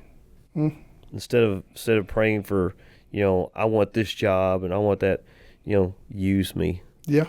Right. That was the biggest change for me. Yeah. God, use me how you need to use me. Take the gifts that you've given me, put me in positions to where I can use those gifts. And as time goes on, I had such a great conversation Sunday after church with Pastor Abe about, the camp coming up, and just, man, I'm like so excited to see what you guys do there. Absolutely. And just having a great conversation with him. We were talking about the trip and stuff like that, and mentioned the coach at Kerrville, and and again, whenever I go on these trips, it gives me a lot of time to think, because we're on the bus and I'm looking out, and sometimes you forget where you're at, and I am from a small town, and my parents didn't always have money for us to go on vacation, and here I am, third time I've been in Italy in my life. All God. And it's all God. Yeah. And I get to take kids, and I get to show them parts of the world, and I get to check things off my list, and I get to experience things like, come on, I've been to the Vatican which twice. is really cool, because a lot of teachers and coaches, when they get the summer away from their students, they don't want to be around them. They want to go hang out on the beach in Mexico and drink margaritas or do whatever.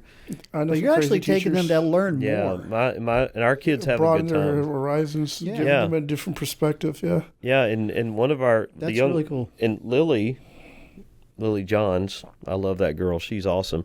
She helped bring our Texas group and the Massachusetts group together, because Lily's an only child, and she's so outgoing, and she's a bridge builder.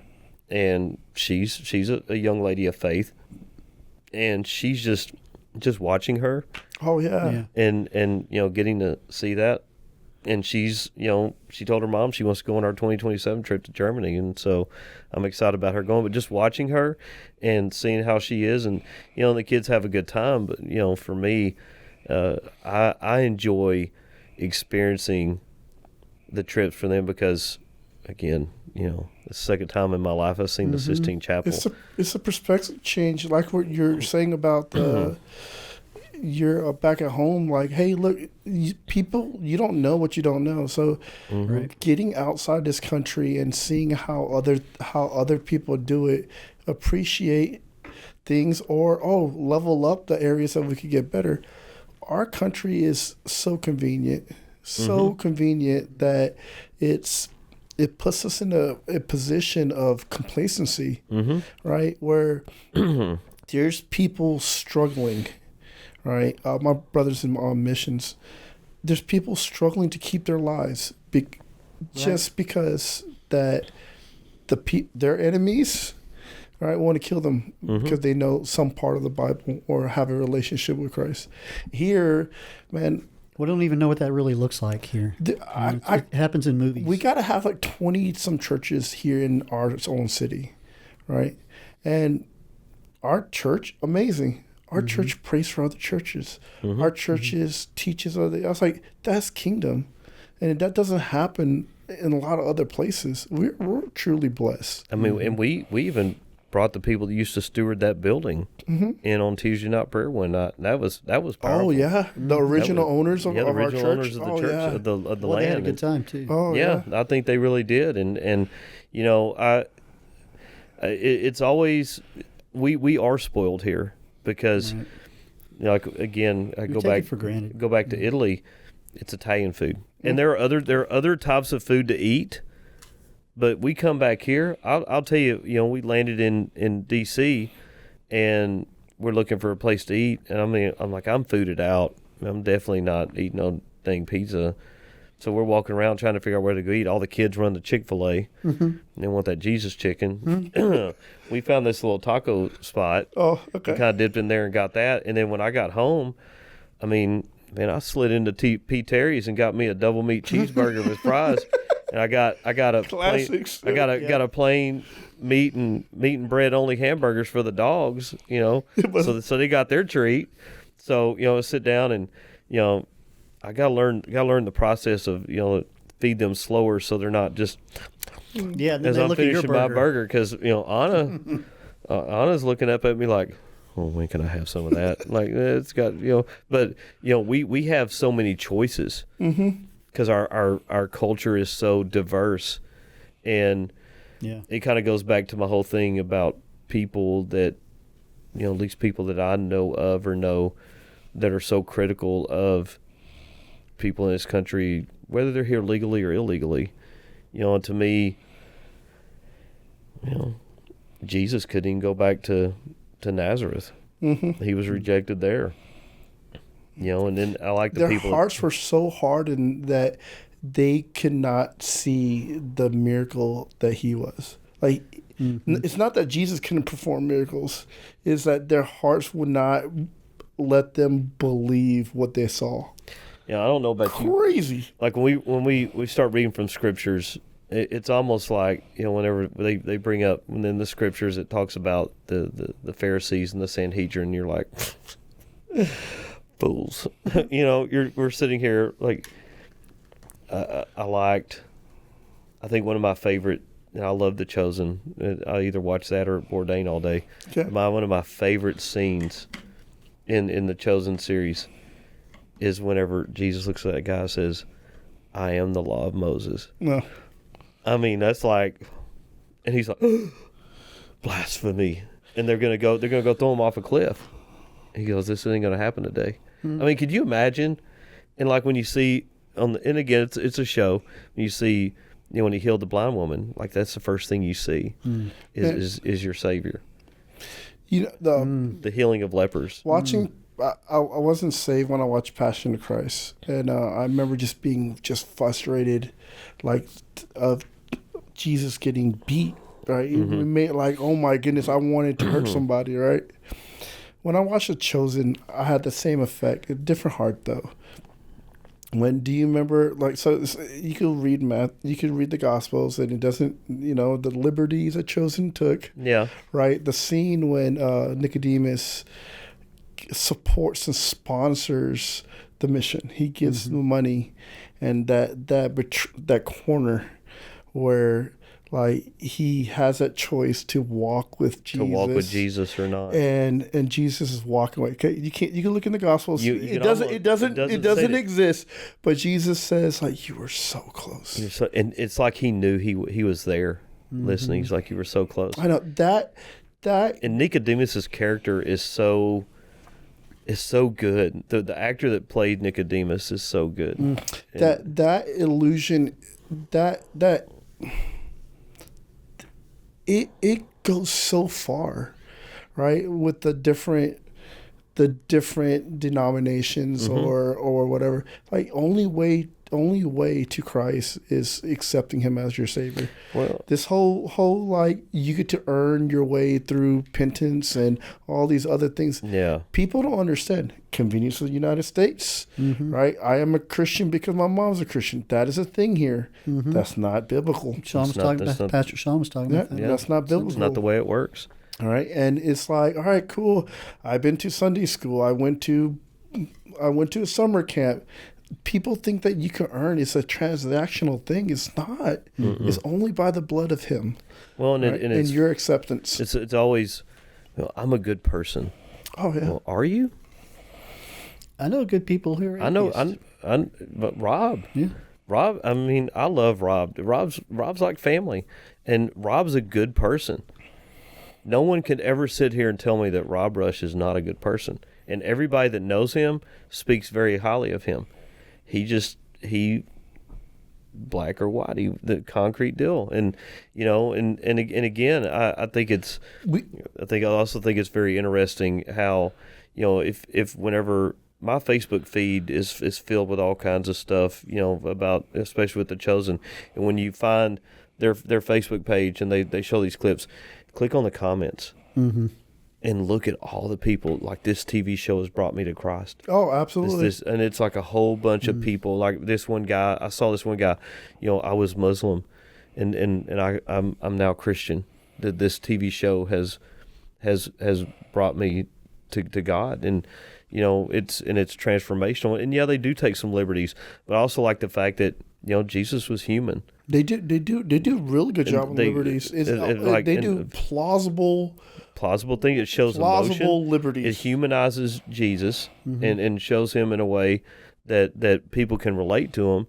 You know, like whenever he healed the lady with the eyesight, and, you know, it's Barnaby, and said, well, what about him? He's like, this isn't about me.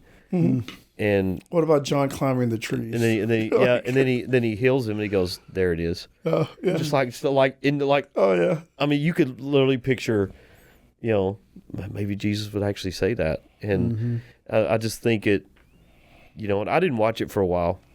Oh yeah, and I was very, I'll be honest, I watched the first season.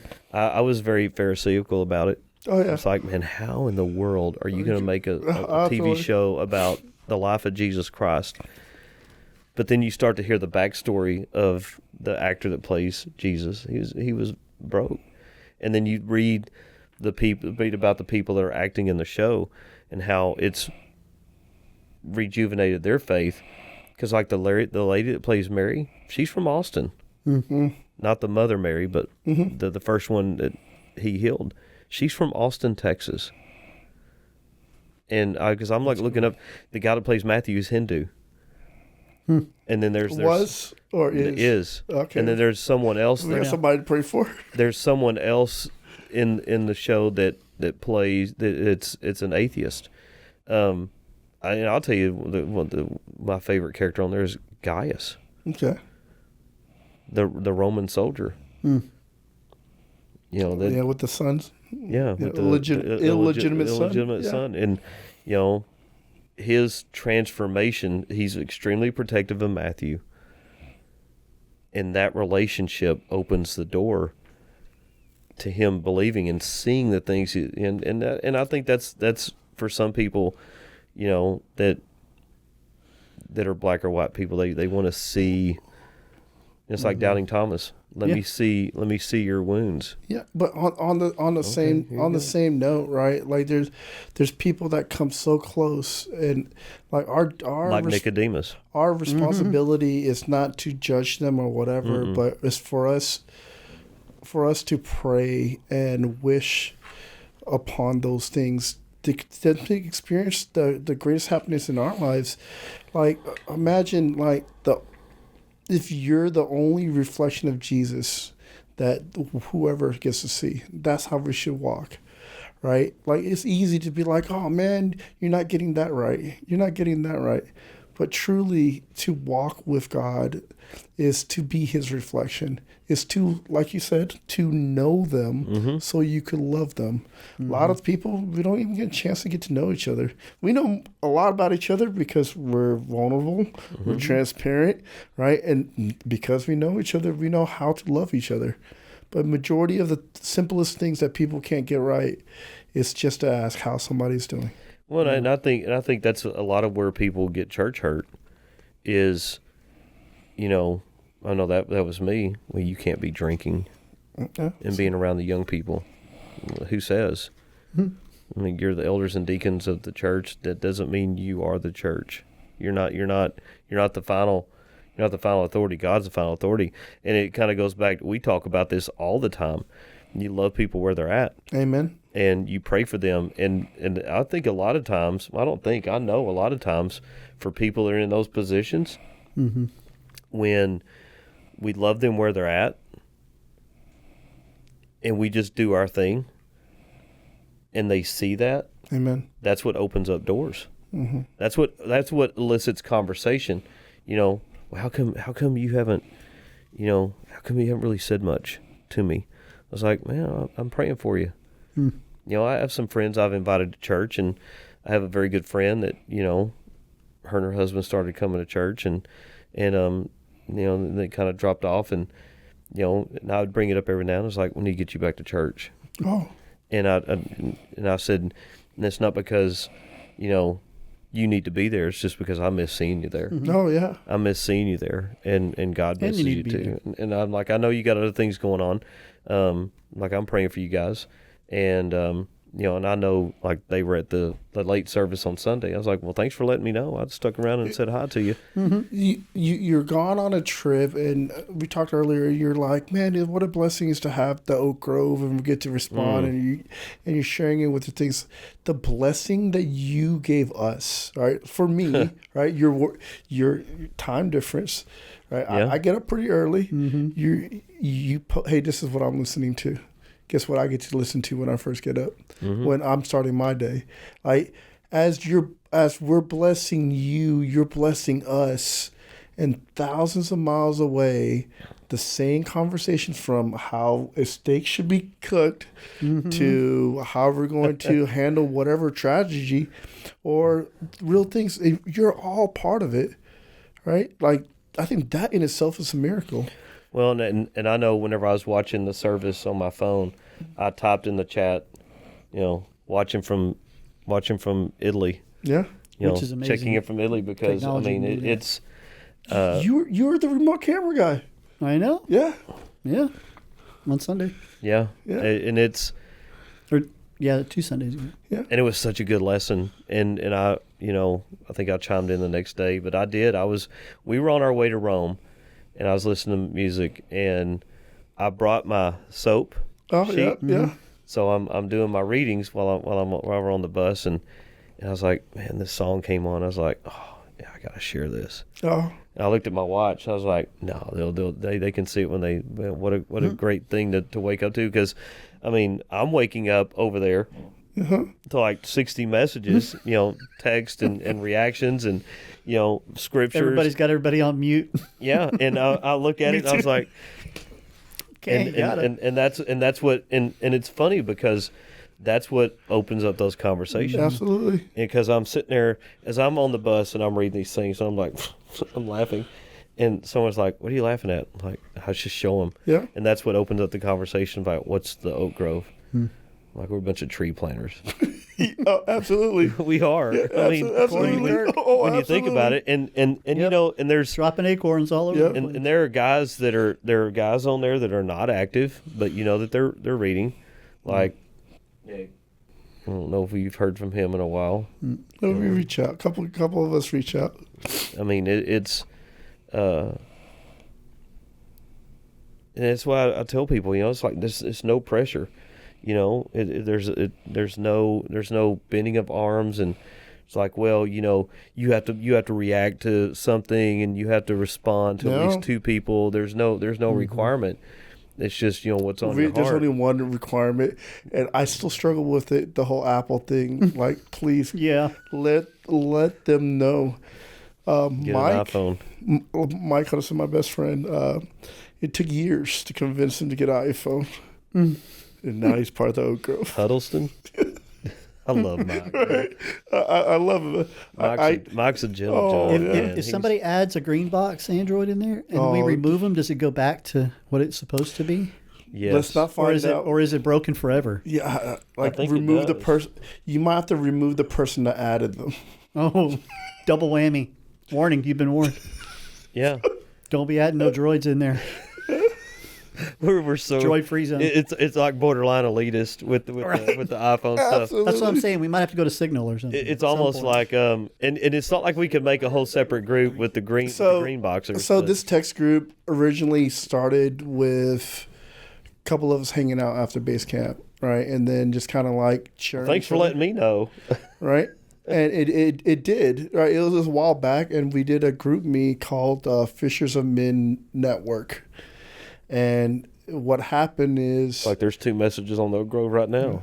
Mm-hmm. What happens is they text in the group me app, don't get a response, and then somebody will text, and now you got 2 different things going on, right? And then people are like, way too much, or can you please remove me from this text group?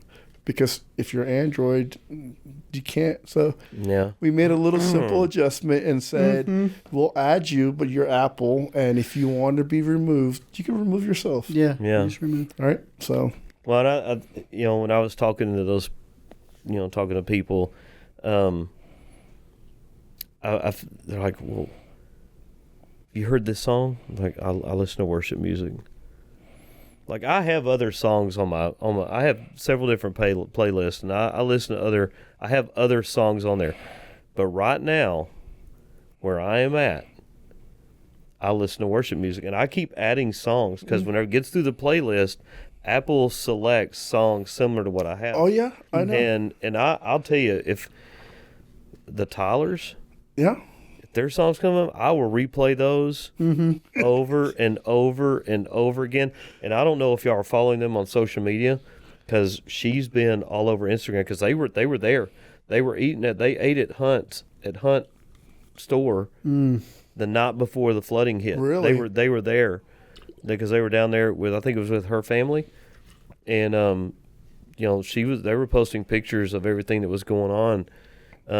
I think they're back in Round Rock now, or where they live, but she's been very very active on social media.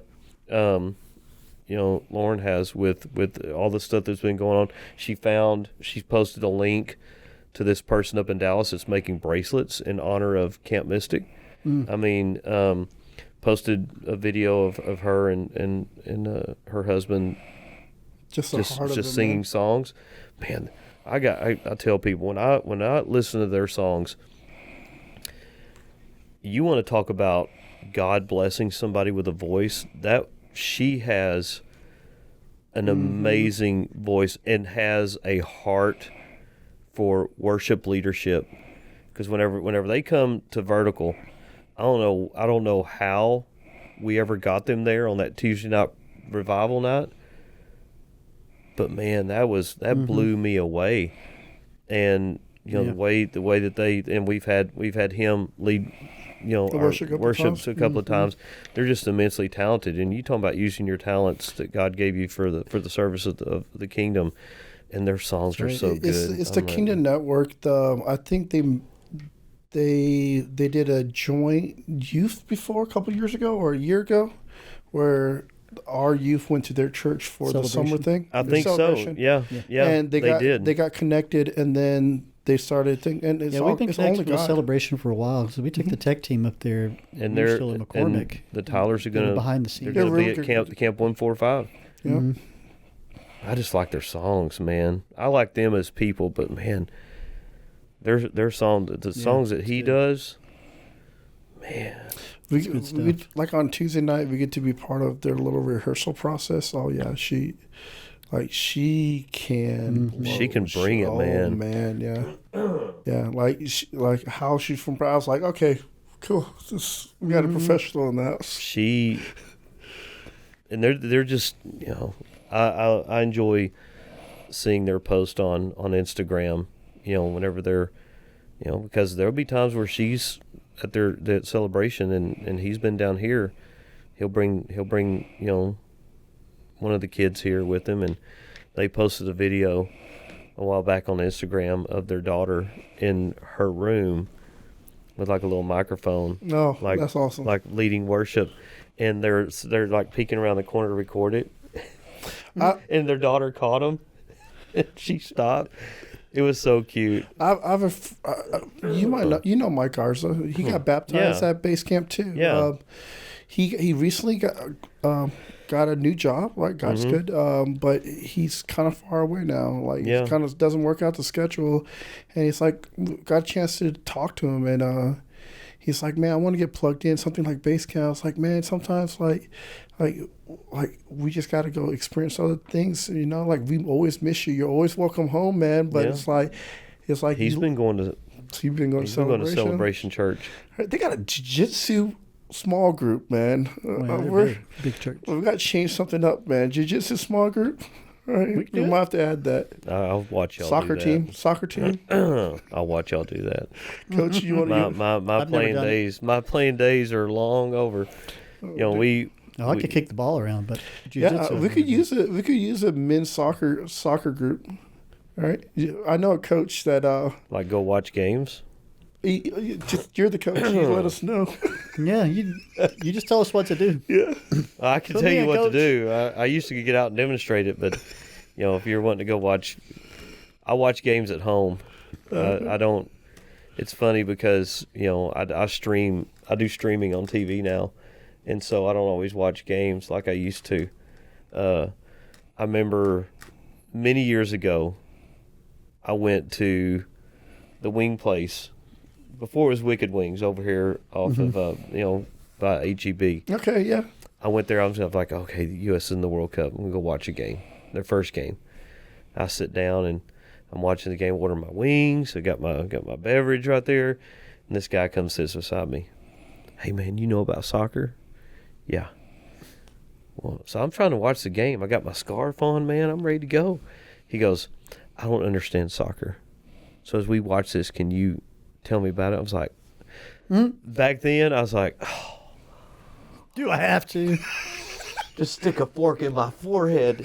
Now you're like just the send now- perfect person. And now, if I were presented with that option, I would talk to him about it.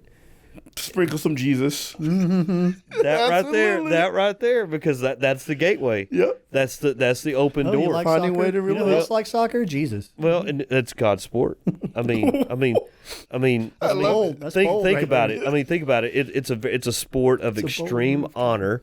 What other sport in the world do you Are we know? talking the non-floppy soccer players? Well, or look the at floppy LeBron James. soccer He's a players? flopper. but what other sport do you know that in the course of action, if a player is legitimately down, they kick the ball out of bounds? The opposing team will kick the ball out of bounds so they can come out and tend to that What if they're player. faking it? It's still a sport of honor. I like soccer. My wife a loves sport of soccer. kings. Soccer's She cool. watches all the time. It's a sport of kings. It's a sport of champions. Champions. I mean, think the World Cup is held every 4 years. It's going to be in our country next year. So during the course of the tournament, I'll be in Italy, France, and Spain.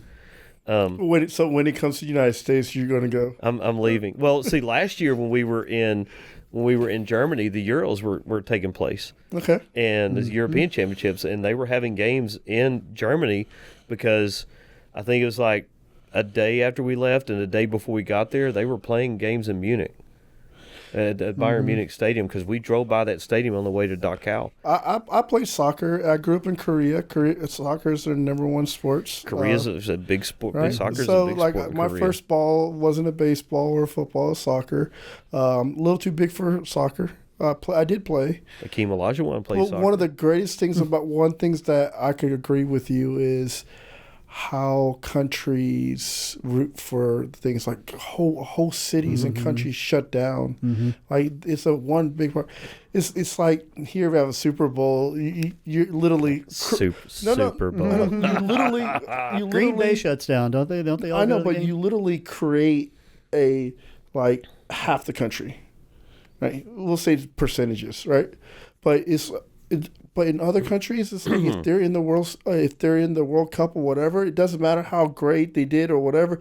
If they win, it erupts, like riots, shut down, everything. And you know Mass what? psychosis almost. And a country doesn't even have to be playing in the World Cup for people to watch it. Oh yeah, There are people out in the middle of the desert with generators and Yep. satellites watching Well, games. my wife watches reruns of old games all the time on the soccer channel. I'm just like, And what year is so- this one from? She's like, That's why I tell people, 2014. if you take the number of people that watch the Super Bowl on TV, a 7-game World Series, a 7-game NBA Finals, and you throw in the NHL, it doesn't match the TV audience for the World Cup final. yeah. yeah, Because for the World Cup final, you're looking at billion, you're over 1 billion people. I remember looking that up a long time ago. And there's no other sport that unifies. It's better than the Olympics. That unifies a country. In Spain, the Basque people want independence, but when the World Cup's going on, they all identify as being Spaniards. In Mexico, people identify with their state. Like if you're from Monterrey, you identify as being from Monterrey before you identify as being from Mexico. Yep. But when Mexico's playing, there are two things that unite Mexicans together: soccer and boxing. Oh yeah. Those are their sports. I mean, and yeah, here we go. You know. Well, what about this? Like in the United States, what do you think the best athletes of the United States play? Because like there's an argument. It's like if our professional athletes kind of got a base pay kind of things that was all equal across the board on revenue, right? Like our soccer programs would be better, right? If starters of our soccer teams got LeBron James money, right? Will United States, because the United States love this country, serve, represent this country, but in soccer wise or in football, like United States is okay. We're okay. Okay. Maybe a little bit below okay. Okay, they lost to Mexico last weekend. Yeah. Yeah. Well, and that's fine. I mean, you know, I'll tell you what hurts our country with that sport is we have a pay for play system there are numerous. I've seen so many talented players in this country not be given a chance because they're poor. Mm-hmm. Only in the United States is soccer a rich white man sport. Around the world, I got news for people. Messi didn't grow up with money. Mm-hmm. Cristiano Ronaldo didn't grow up with money. David Beckham didn't grow up with money. Wayne Rooney didn't grow up with money. I mean, some of the best players in the world grew up in abject poverty. Pele grew up playing with shirts tied up in a bundle and kicking cantaloupes and watermelons because they didn't have the money. And I mean, only in the United States is it a rich sport, and we don't identify the best possible players. And selection of teams can be somewhat political. But if you look at like Cal Ripken Jr., the consecutive games streak guy, attributes his longevity to growing up playing soccer. Because when his dad was a manager of the minor league team in Arlington and Fort Worth, he grew up playing soccer. Yeah, soccer. Christian Okoye played soccer. Hakeem Olajuwon played soccer. Manu, these guys, from these other countries, Steve Nash played in the NBA, was equally as good a soccer player. Oh yeah, about the he was really good. He was a really good soccer player. You know what Steve Nash is doing now? Soccer coach. He's working with an organization that I'm familiar with that is converting basketball courts to futsal courts, soccer courts. Yeah, where it's multi-purpose courts, and he's heavily involved in it. Mm-hmm.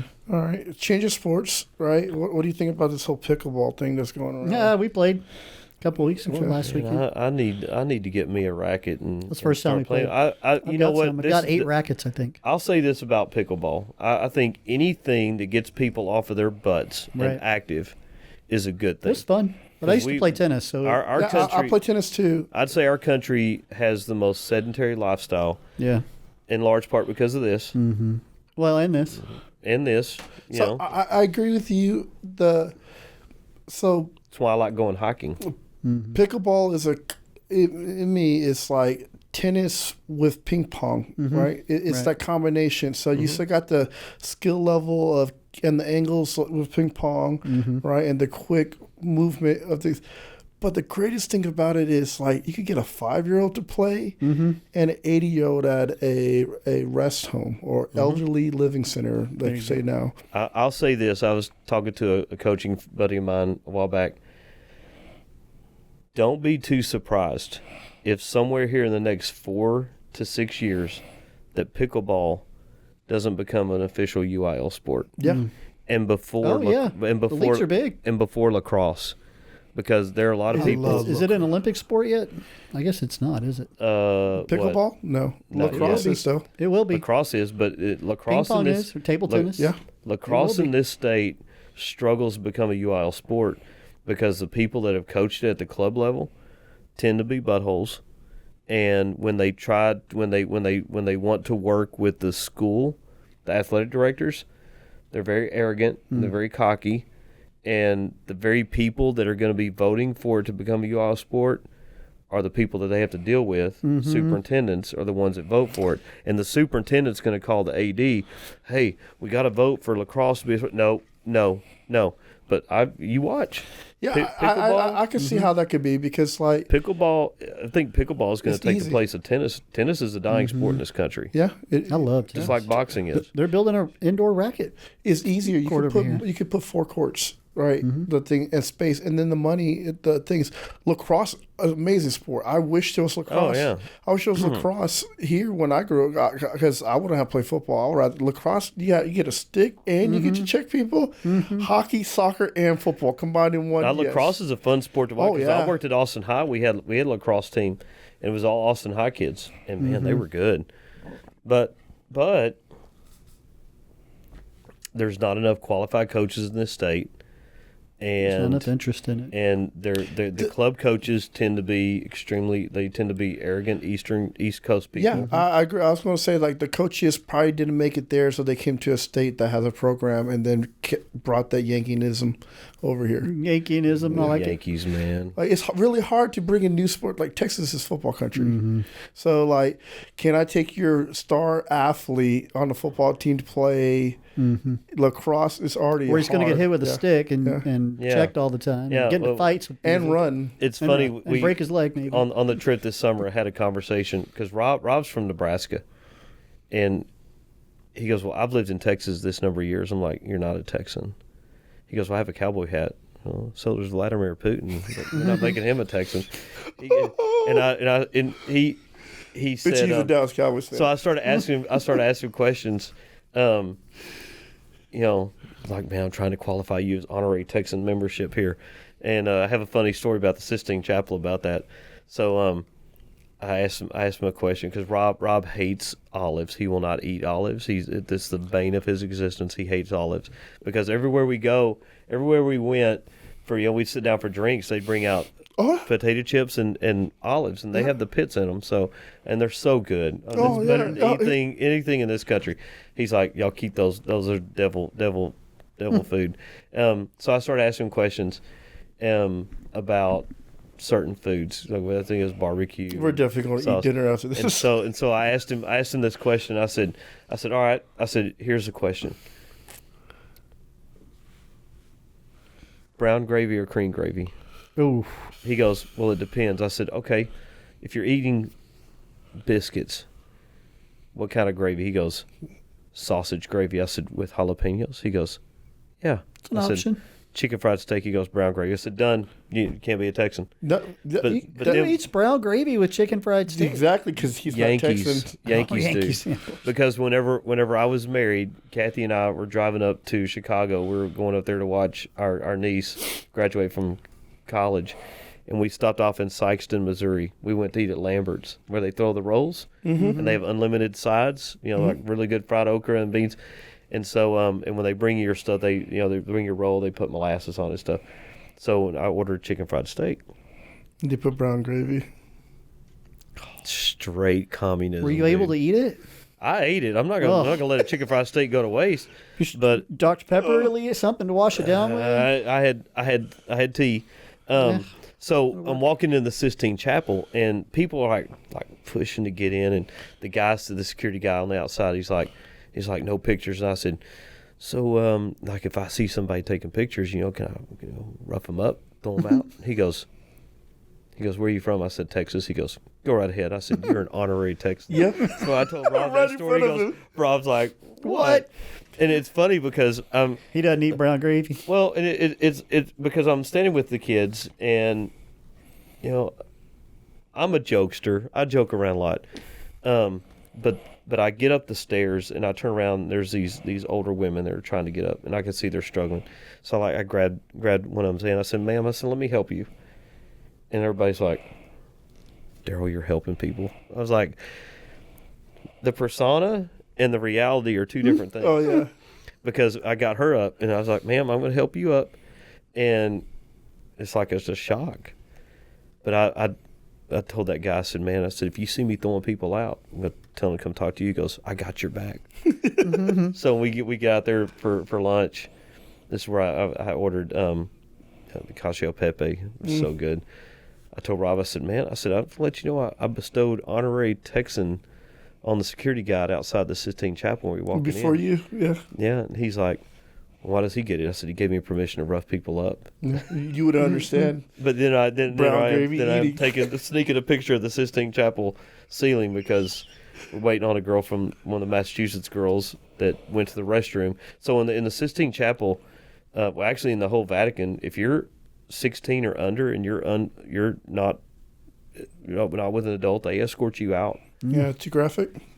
No, then you need to be with an adult. That's just their rule. So as I told everybody, I was like, "Hey," I said, "they're waiting outside." They're like, "Well, we can't find Grace." I was like, "Well, where'd she go?" And it's packed. It's scary. Those are Like, scary where'd moments. she go? They was like, "Well, she told us she was going to the restroom." And I said, "Did she tell you?" I look at the point of the adults. No, didn't tell the adults. So I was hot because this is my group. I'm the group leader, and so we're sitting in there and I'm texting.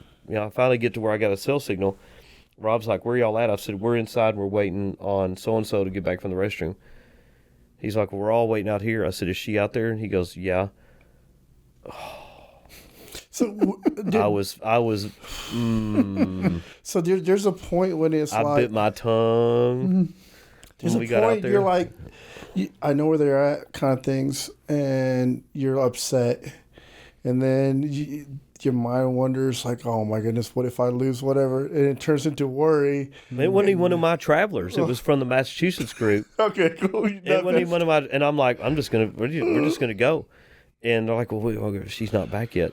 So we get out there, and I'm standing off to the side. I'm like, I'm biting the inside of my cheek, biting my tongue. So we get ready. We go somewhere to eat. And we sit down, and I'm sitting across from Lavinia, our tour director, and I'm just being real quiet. And I order my food. My beer comes out. I drank it pretty quick. I ordered another one. I ordered a liter one of Peroni, and she's like, "Are you okay?" I said, "I'm fired up." I'm fired up, and I said, and it's less about not knowing where they were, and more about had something been said earlier in the trip about how they were lagging behind taking pictures. And I get you want to take pictures and stuff like that. She'd made a few disparaging comments about Texas. And my friends call me the dictator of Texas, and my comment to her one time was, do they sell Don't Mess with Massachusetts shirts? Nope. Okay, I've been to Alaska, right? And they do have a really solid logo, right? But they're like the bigger brother of Texas, because as in size, it's a bigger, the square miles it is. Yeah, but it is a very strong flex. Well, because when they draw it in proportion, I got news for people. People in Alaska, you shouldn't be flexing about anything because we have more people in. Because a lot of people that move out to Alaska or move up there for a reason because they're running away from something. We have more people in. I think it's now hard to go find San them in Antonio. Alaska. I like them. I like mooses up there better than most people. Some good food up there too. Oh yeah, they got seafood. Oh, I mean, so I told Lavinia that I was pretty upset, and more upset that there was not an apology offered. That we were the last group to come out, because when we walked out, the kids were like, "It's about time you showed up." And I gave them the look, and they're like, I said, "Well, I tell you what, if someone decides they're going to go to the restroom, it's probably better that you tell an adult instead of other kids." And I looked right over there at them, and I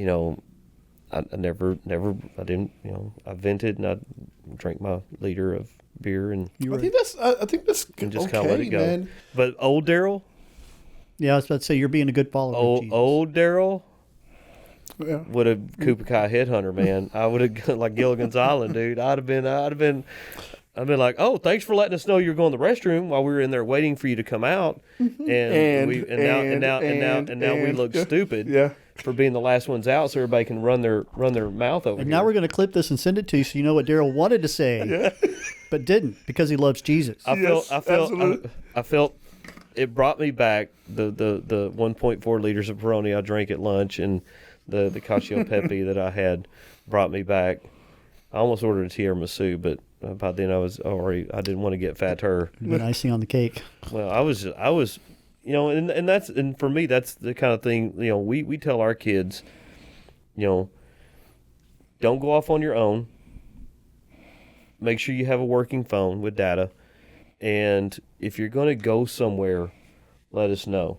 Because perfect. They're great things. And I'll be honest, I heard those same things, except for I didn't have a cell phone, right? And I was the first one gone on these little adventures. Well, and I'm pretty sure you were too. I never went anywhere because we were poor. But when we were we did our walking tour for food. I think it was in Florence. One of my travelers came. We went in. We were trying this food. And I had cow stomach sandwich. That was actually really good. So it's because you said it with the actual descriptive name. But Trippa. Yeah, if you would have said that, you'd be, oh, okay, I'll try that. I would have been on, no, then you tell me it's cow stomach sandwich. Because there's a pasta. There's a pasta dish over there in this region that's made with cow stomach. That's delicious. So we get done, we come downstairs, and we get through with our little tasting, and we're getting ready to go, and I can't find Kane. And I was like, where's Kane at? And I'm walking around all in this little food court area, and I can't find him. And they're like, well, Coach, he's over there by that meat counter. I told him, I'm like, dude, what are you doing? He goes, I ordered a hamburger. I said, Kane, you don't have to order something from every food stop we go to. I said, we just had samples, and now we're going to get gelato. We're going to get a dessert. He goes, well, when am I going to be here to have a hamburger again? I'm like, it's a hamburger, though. He goes, well, I thought it was only going to take like 10 minutes. I said, nothing takes 10 minutes in Italy. Because they do it They take right. They take their time. They do it right. He goes, so we're standing over there. I told Rob, I said, well, Kane's ordered a hamburger. He goes, well, we got to go. And I said, well, y'all go ahead and go. I'll catch up to y'all. And so you ordered? Well, and Lavinia said, no, we can wait. And by the time he comes walking up, he goes, Coach, I'm sorry. And everybody's like trying to get his fries and stuff like that. And it's funny because we're walking all the way over. He's like, this is the best hamburger I ever had. He goes, will you please take a bite? I was like, I'm not mad, dude. But Kane had never been anywhere. And Kane had lived his best life on this trip. Oh, yeah? He was buying stuff, and he bought a lot of souvenirs, bought stuff for he bought some leather goods for his mom and dad and his granddad and grandmother. And he wants to go to Germany in 2027 when they're seniors. Okay. But he had a good time. And again, it's fun to watch kids get to explore and see these things because, for me, it's the second time I've been to Florence. Florence is like a favorite city for me. And, it's funny because with our group from Massachusetts, and they're good people, man. I love those people. They're so awesome. When we were at the vineyard, one of the girls from their group fell and injured her knee. Just kind of scraped it up, was bleeding. So her mom and one of the other chaperones didn't get to taste the wine. They didn't get to walk around the vineyards, and they do the wine sampling because they're working. They're sitting with her. So we're on the bus, and we're heading to we're heading to the Emilia Romagna region because we got to go to Bologna. And their group leader, she's talking to Lavinia. She goes, do you think in the next town we could arrange a wine tasting? Because I really feel bad because, Maureen and her mom really like wine. They get to participate. And Lavinia said this. She goes, the next town probably wouldn't be the best for that. She goes, Florence would be the best town for that. And I go, I know a place. And Rob turns around, looks at me, goes, you do? And I go, yeah, where Sita set up our wine tasting with the people that helped broker wine for Sting. Mm-hmm. And I said, and I pulled up my phone. I had it right there, had the website. It's this place right here. Lavinia calls them. And she goes, so it's 15 euros a person. We got to have at least 6 people. She goes, but y'all can do it? It's like, yeah. So we got it all set up. So we go there. Very same place, in the Enoteca. I'm excited, man, because what they do is they broker wines from the smaller vineyards. And so they are business partners with Sting. Like, she's got pictures with Sting, and they go out to his vineyard that he bought for his wife, and they do all this stuff, and they play his music in there, and so we're sitting there, and we got to sample 6 different wines. One of the wines we had is from grapes harvested on the slopes of Mount Etna that was erupting while we were there. And so we had the wine. We got to sample some balsamic, some olive oil. I bought truffle oil there because we were talking about the oil. And she goes, who in here likes truffle oil? And she goes, would you like a sample? And I go, yes, please. Mm-hmm. So she put a little sample on there, and I bought a big deal of that. So we start ordering the wine. We start buying the wine. She waived our tasting fee, our 15-year-old tasting fee, because she had so much fun with us. Everybody bought something. And when I get ready to pay, she goes, and look, this is your second time here. Mm-hmm. You've had my husband, and now you've had me. And I said, and you're the better of the two. And she goes, that's the right answer. So I bought 2 bottles there with the truffle oil. But everybody, and it was like, when we got ready to leave, the other two ladies were like, I said, so what do y'all think? They're like, this was amazing. Yeah. I said, so glad. Because whenever we started, his wife said, has anybody been here before? Rob and I raised our hands. And like when we were here last time, your husband had just got back from Russia. She goes, I remember that. He told us that there were a bunch of Texans in the shop. And I said, and then whenever we, mentioned about doing a wine tasting, I immediately thought of y'all. Because it's a really cute shop, and they're one of the few shops that was able to survive COVID because of their mailing business. Man. And their wines are so good because they broker wine for a vineyard that harvests grapes from vines that are 90 years old. Just the heart of you, just making it happen because you can. I just suggested where to go. I just knew the place to go. But that's how all we have to do. It's like we don't, like we get in our way so much. Like, man, can you do it? Yeah, okay, cool, let's try.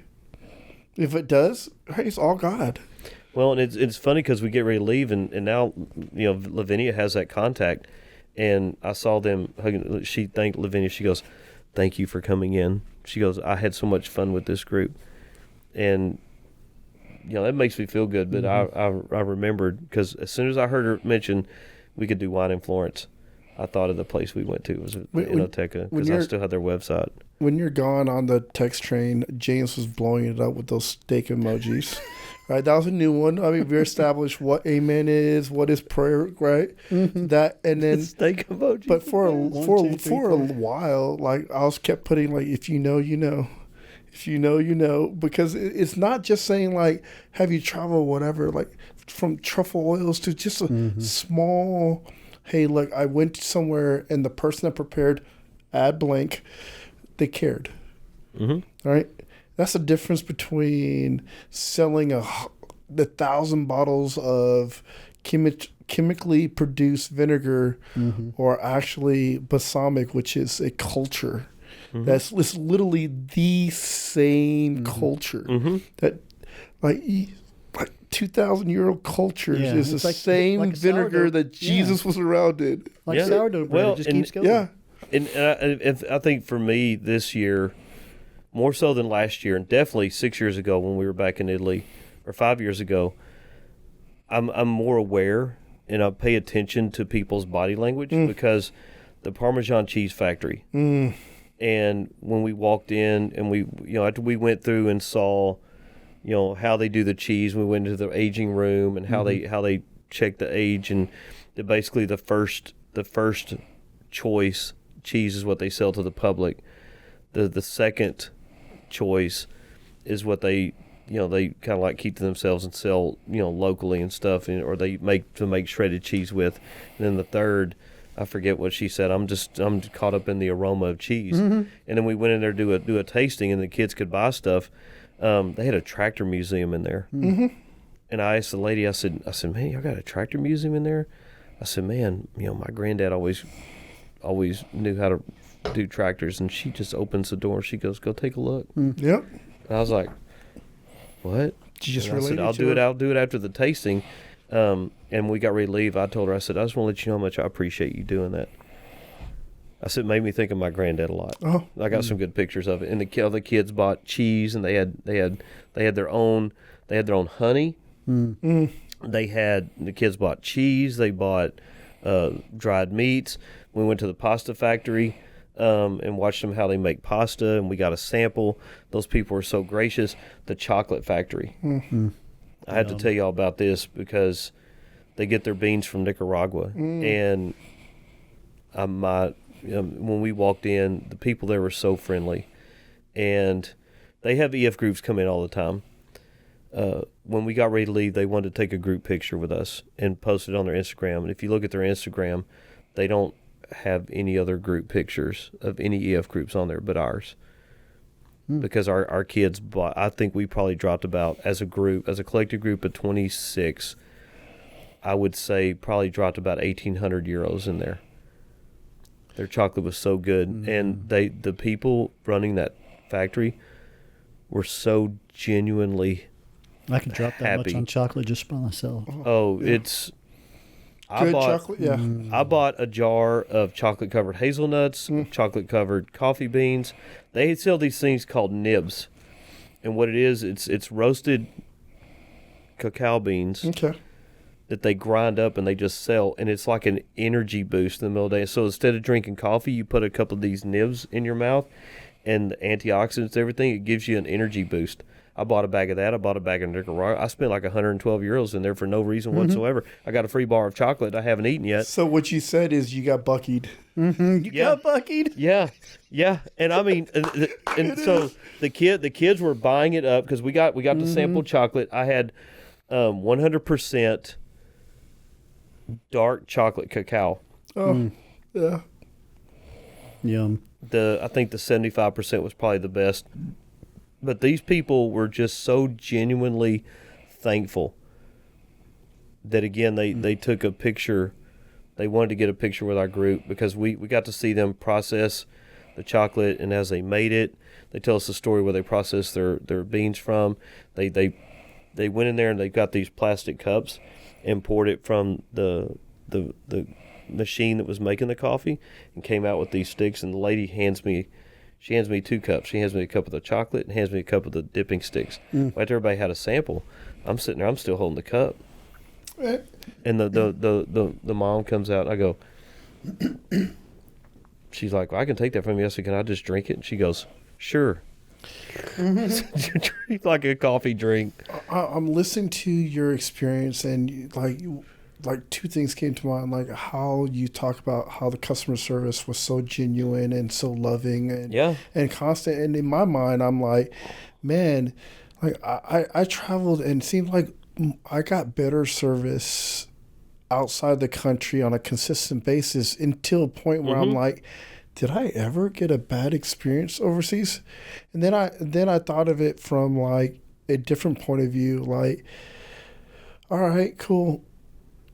In the United States, is it an entitlement issue that how we treat our servers, and that's the response, or is it that is the servers have their own entitlement issues? I think it's a little bit of both. I think most people in this country would have a hard time with the way they do things in Europe. I was pulling up this. This is the group picture they took of us. Here, drop it to you. Yeah. Man, iPad 3.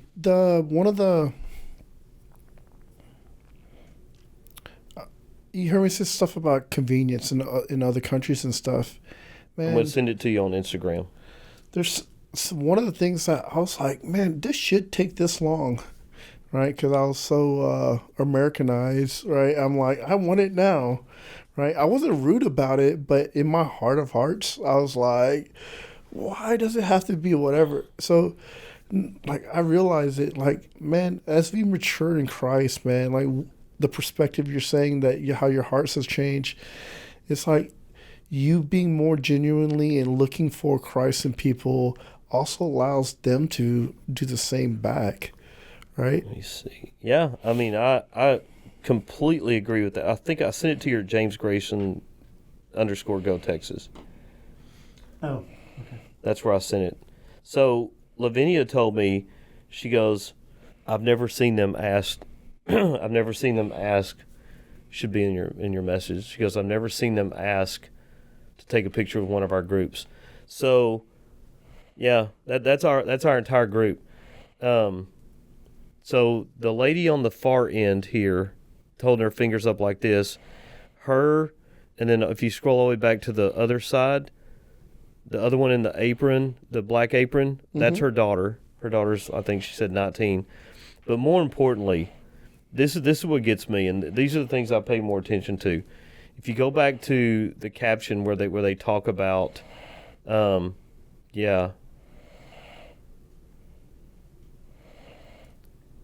what they said, because you don't even have to translate it because it's already translated down below. If you just click on what they said, I think that's Bulgarian or Russian.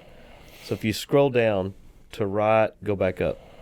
This is what they say, and you're going to have to scroll for me. It says, today we had the pleasure of welcoming a wonderful group of young people from Massachusetts and Texas, full of energy, love for chocolate, family business values, and respect for pure natural products. They taste our signature kids' chocolate cream, spread it on warm bread. Oh, that was so good.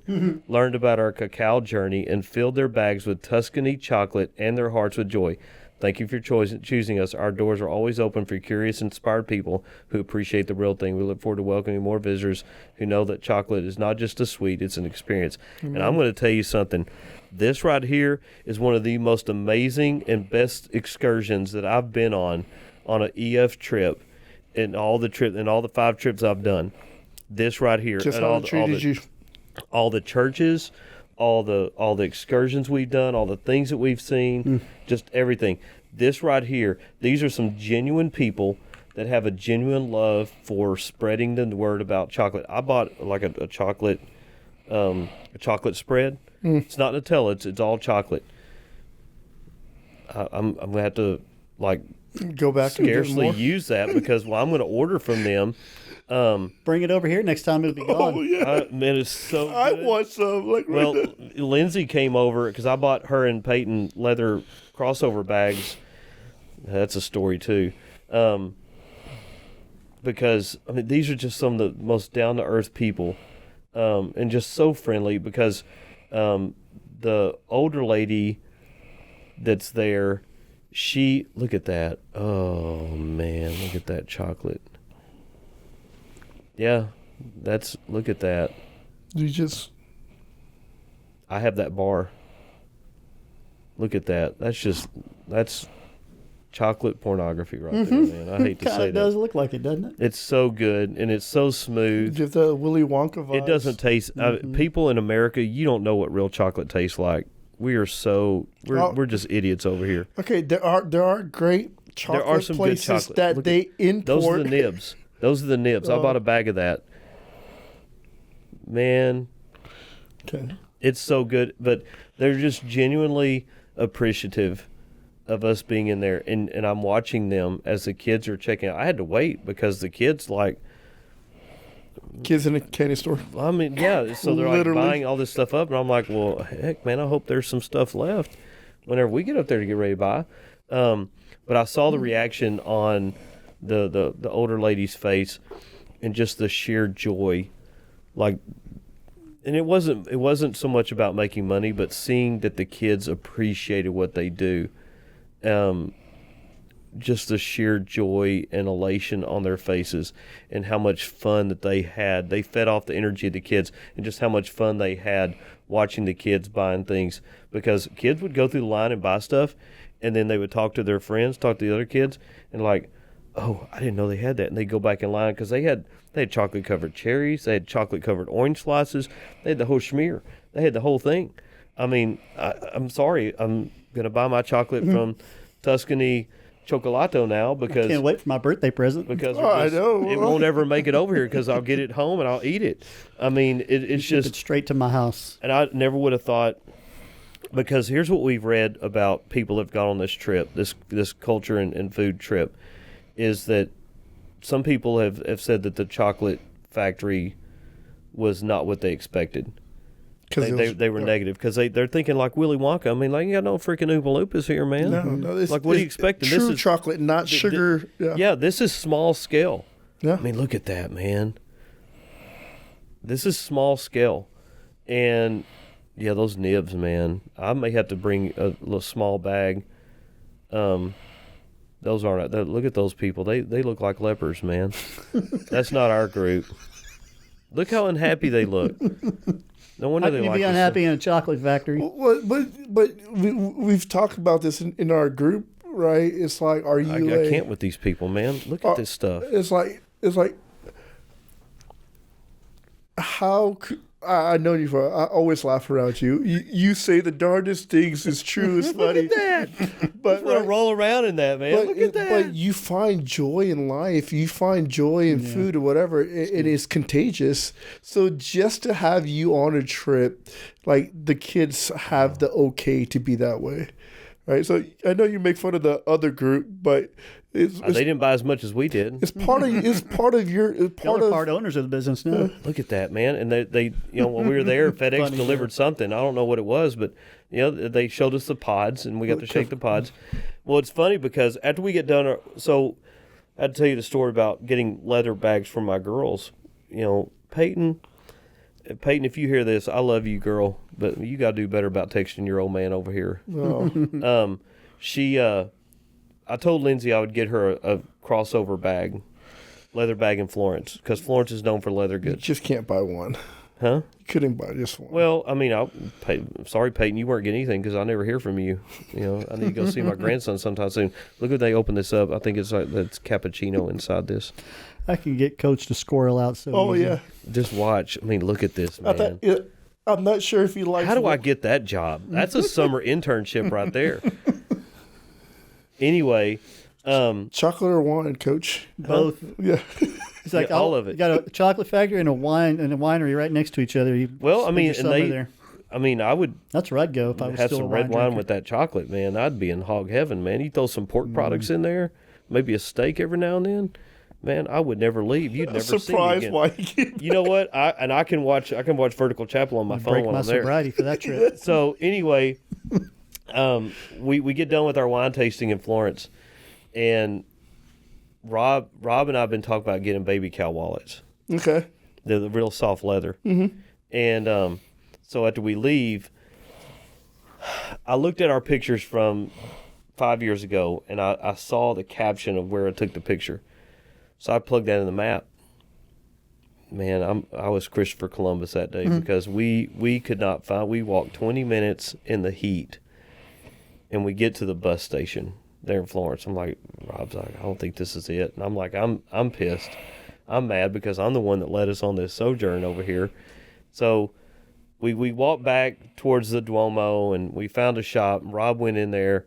I wasn't going to go in there because it is run by some Middle Easterners, and I'm not prejudiced, but I just have a feeling that you're not on up and up, and I'm definitely not going to use my card in there. So Rob talked him down. He found a black baby cow wallet, talked him down to like 25 euros. Oh, we could talk about that. Rob's like, they got some good stuff in there. I'm like, I'm not using my card in there. Mm-hmm. I'm just not. And Yeah, 10 minutes later, you have no money left. yeah, so Possibly. I'm thinking, okay, well, I'm out of luck on the baby cow wallet, and I'm not going to be able to get a strap bag from my girls. So I thought, well, you know what? We get to Rome. I can find something in Rome because they bring bags from Florence. So, you know, it's our last day. We're walking around Rome, and we're heading back towards the Plaza Viascana. We're walking back towards there, and I see this leather shop, and it's run by some Asians. So I'm like, I want to go in here. Oh, girl, she sees me. She's right there. And Rob finds a wallet. Oh, he got it. Feel how soft that is. That's baby cow. Oh, Yeah. So I picked that up, and I'm starting looking at the crossover bags. PETA would like this. yeah. Yeah, I find the crossover bags. That's veal. Ooh, that's veal wallet. Veal, and it's got the stamp. It's made in Italy, and Italy's known baby for the cow. leather. And so I find these crossover bags, and I'm looking at them, and they're nice, but they wanted like 88.5 euros for them, like 104 bucks, and she goes, these are really nice. They have the stamp on them, and it's got a pull-up flap that's magnetized, a zipper pocket. There's a zipper pocket on the back. And so I found the two different color leathers I want. And she goes, that's a good deal. I'm like, for who? For Elon Musk? I'm like, no. And I said, in the wallet, it's like 27.5. I said, that's too high. She goes, it's good quality. I said, yeah, but your prices are too high. So it's like communism over here, man. It's extortion. So, talked them down. I think with the two bags and the wallet. I think the wallet was more expensive. It was like 37. It was going to be like 227 euros. Rob got them down to like 192, so I took them. So my good. girl, so Lindsay's already come and got her bag. Peyton, if you want your bag, I need to see the grandson. We need to go and meet for dinner, or I will keep your bag and I will give it to the dogs. But it's a nice. They're really nice. So I was able to get the things. Mom got rocks because I've got her a rock from Bologna. I picked up a rock from Florence, and I got 2 rocks for her at the Roman Forum. My mom thinks that there's rocks everywhere. There are.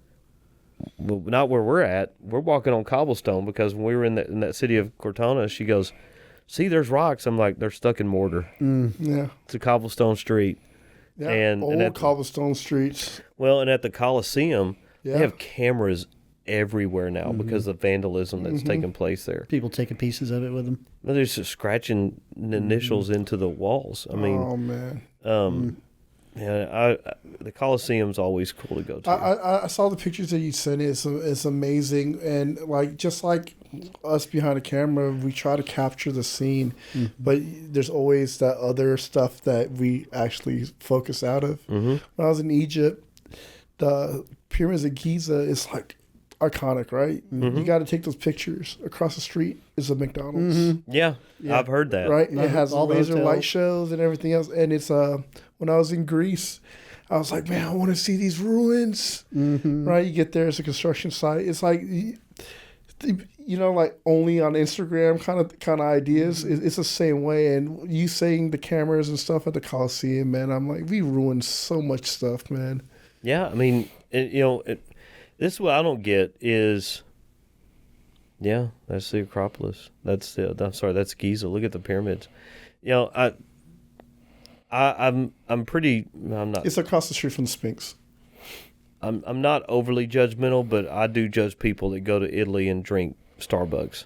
Like why? You're in Italy, dude. They have good coffee. Don't drink Starbucks. Starbucks evil. It's from the devil. It's not for those of you who like Starbucks. You need to check your priority and see what things that they is that a golf course out there and see what they support and what they don't support. I think it is. It's probably a Tiger Woods golf course or something. How they cultivate waters and with the aqueducts and everything else is amazing. Pineapple garden. The biggest watermelon I've seen was in Egypt. It was like the size of a Volkswagen Beetle. Pull up the Colosseum. This is the second time I've been there, and it's equally impressive. Those stairs are steep. The kids enjoyed the Colosseum. Oh, shoot. I want to go see the Colosseum. There's a couple of reasons why I want to go to Italy, but the Colosseum is probably on the top of that list. See, it's not that far from there. Yeah, look at that. That was another 100 text chain on our group, right? About Gladiator 2. Gladiator 2. Yeah, Gladiator 2. The lesser of the Gladiator movies. Oh, man. Because, let's see, where's the Constantine Arch? There's so pause it right there. So you see where the Constantine Arch is up in the upper left-hand corner of where the Colosseum is? Yep. Back over there, behind it, that's where the Roman Forum is. That's where the hub of trade happened. And on the other side is where the prison that held Paul is. So I wasn't that far. I just couldn't get to it because you can't access it from inside the Roman Forum. We had to go through security. They had to scan bags and everything. No, yeah. But Gives you a reason to go back. yeah, maybe, yeah. But we're walking around, and our local guide, God bless her, she got heat exhaustion inside the Roman Forum because it was pretty hot today. It was probably triple digits with the humidity. She was talking about not so much historical inaccuracies, but mentioned the part about that looks like a screen where they got that netting up. She was talking about the flooding of the Colosseum to reenact naval. So I told our group, I said, now look, there's no historical evidence that suggests that they did, but there's nothing to disprove it that they did that. I did mention the fact that they did not kill Christians there. They killed Christians at Circus Maximus. So we did drive by Circus Maximus. It's a concert venue now. where it's still, you can still see the remnants of type in Circus Maximus. It's where they did the chariot races. So the Colosseum could hold anywhere from 35 to 50,000 people. Yeah, look at that. Oh, man. That could hold up to 130,000. That's why they kill Christians there. So you can see where they had the chariot races there. Like in Ben-Hur. I got to walk in the middle of that 5 years ago. I should have got a rock from there, but I didn't. But yeah, see in the middle, that was the middle part, and they raced around that. And so, and then I think the building to the right there, I think that was the Caesar's Palace or something like that. Not the casino. But look at how cool that is. So now they have concerts in there. And when they I think the first concert they had there, if I remember correctly, we were told it was the Rolling Stones. Yeah, look at that. And if you don't know what it is, you just drive right by it. Yeah. Because there's really no ruins. But it's a mecca of culture, man. Stuff's been around, and everything just continues to grow. Here it's like... There's still remnants of the aqueduct around there. Look at that, man. That's so cool. Yeah, it was super dry there. Yeah. Hey, snow. So and this is why I always encourage people to travel. And I encourage my students to travel. I wish more kids had signed up for this trip. I understand there was a cost. It was cost prohibitive because it was kind of expensive because we have upgraded meals and we were gone longer. So I get that. And I've got 15 signed up for next year, and I've got 7 or 8 signed up for the year after that.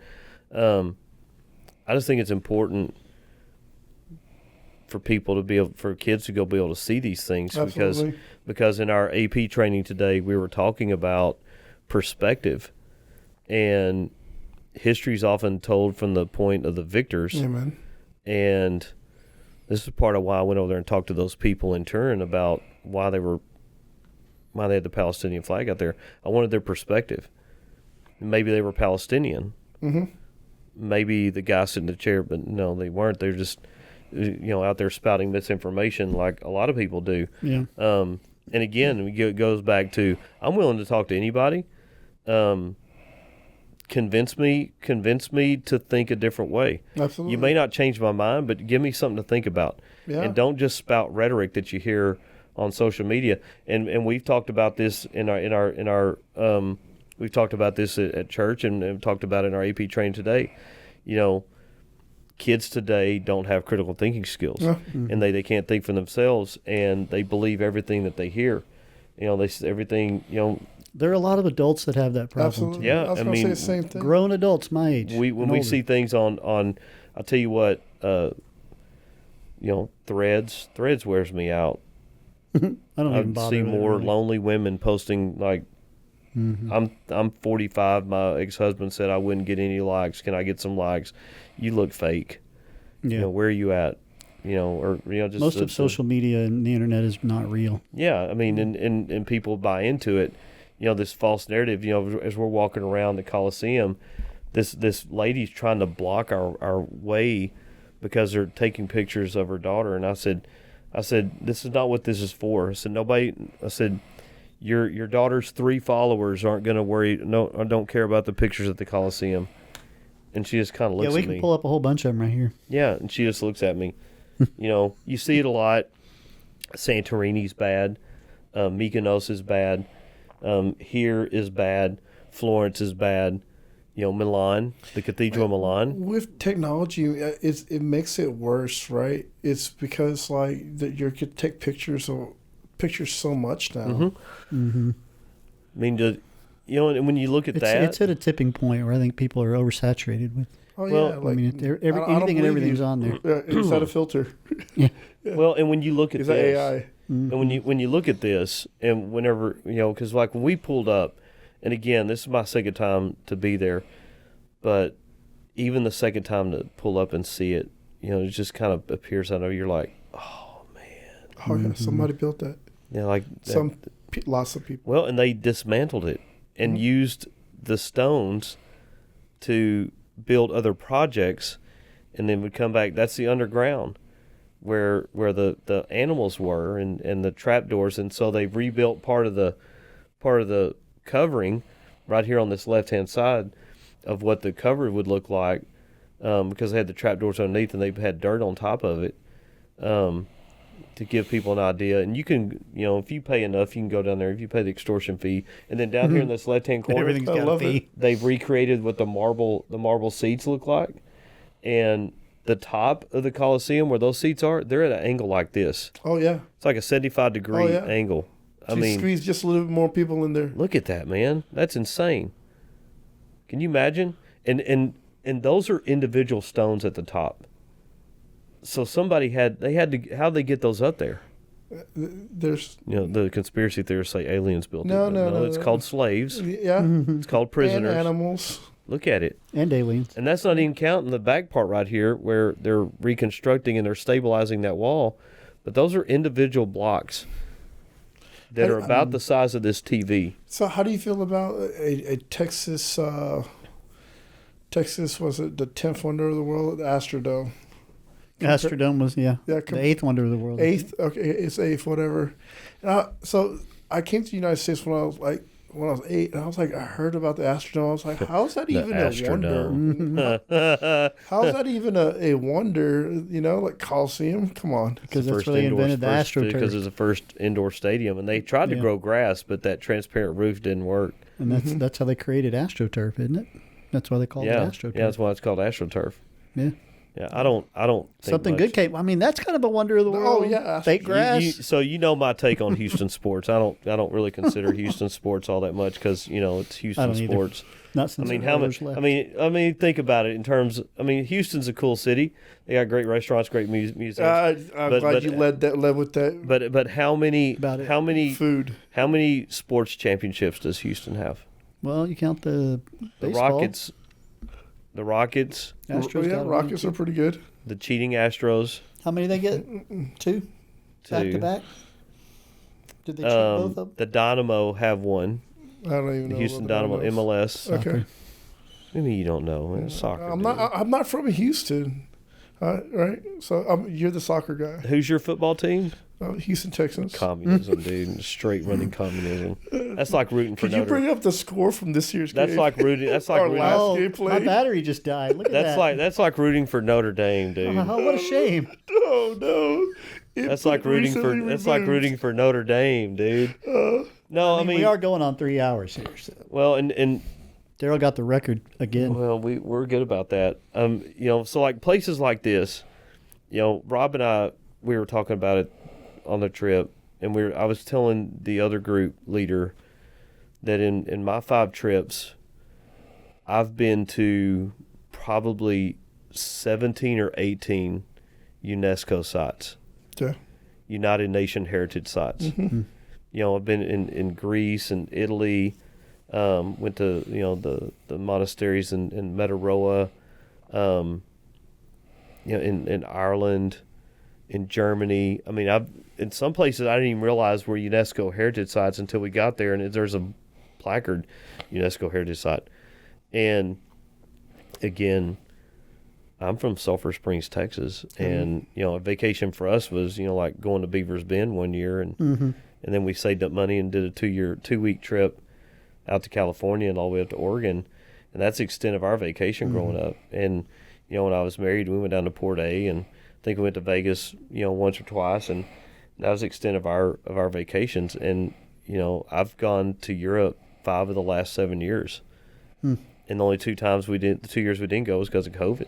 There's a statistic, something like almost 80% of people don't leave the state that they were raised in the United States. It humbles you. Where in Europe, it's literally like, cool, let's go to this concert in another country. Yeah. You live in Italy and you're going to go see a concert in France. It's very... it's fun. Hop on a train and go. It's very humbling to, when we talk to people, and like, where all of y'all been? Or we start telling stories about things that we've done, and like, you guys talk about it like it's like no big deal. Yeah, because you seen and tasted. Because we've been to so many different places. Yeah, but it is. We were talking earlier, like once you see a different perspective, you can't unsee it. No, you can't. Yeah, so like the whole travel, the travel bug or whatever you could call it, whatever. It's like it's good for you. Like it reshapes your heart, the way that you think by actually understanding something beyond what you know. Well, so. That and again, being in Rome, that's where Paul was. Mm. And so when we're walking around telling people, like, why would you want to go see the prison where Paul was held? And I was like, do you not know about Paul? Let me tell you the story about Paul when he was Saul. Mm-hmm. I said, y'all do realize Paul was a Roman citizen, and they couldn't, they couldn't behead him like normal criminals, which is what they did. They couldn't behead him, and because he's a Roman citizen, he has the full privilege of being a Roman citizen.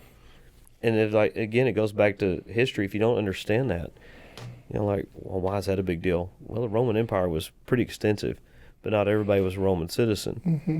And you to get the privilege of being the things that afforded you, the fact that he was still in prison because he was preaching the word of God as a Roman citizen. I mean, he was held in high regard by the Roman government because he was good at killing Christians. He was the best at it. That's why he got picked. I mean, who else to blow a hole in an argument about, well, I don't want to be with that God stuff. Well, I used to be the same way. I used to kill you. But to be at the footsteps of where he was, I was going to get a rock from there. Oh, yeah. Yeah. That rock bottom had been split a couple of different ways between the group. I mean, it's. I wish we could have got over there and had time to do that. So yeah, I think I do need to go back to Rome, and spend a little bit more time on Christian sites and not Catholic sites. And you came to a couple of our Bible studies when we were actually in Rome, in Romans.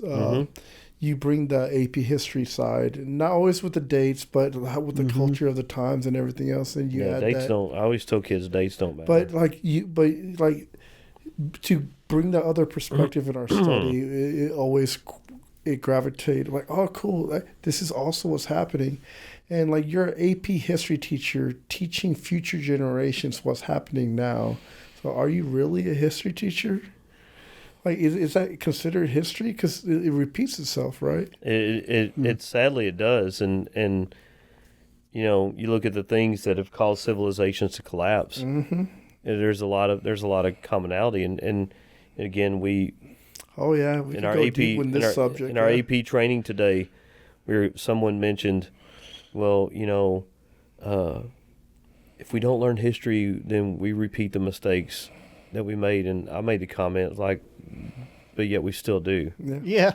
Still make the same mistakes. It's like people don't learn from them is the problem. Well, yeah, and genocide still happens. Mm-hmm. It's not a holiday. Genocide still happens. People still commit war crimes. Yep.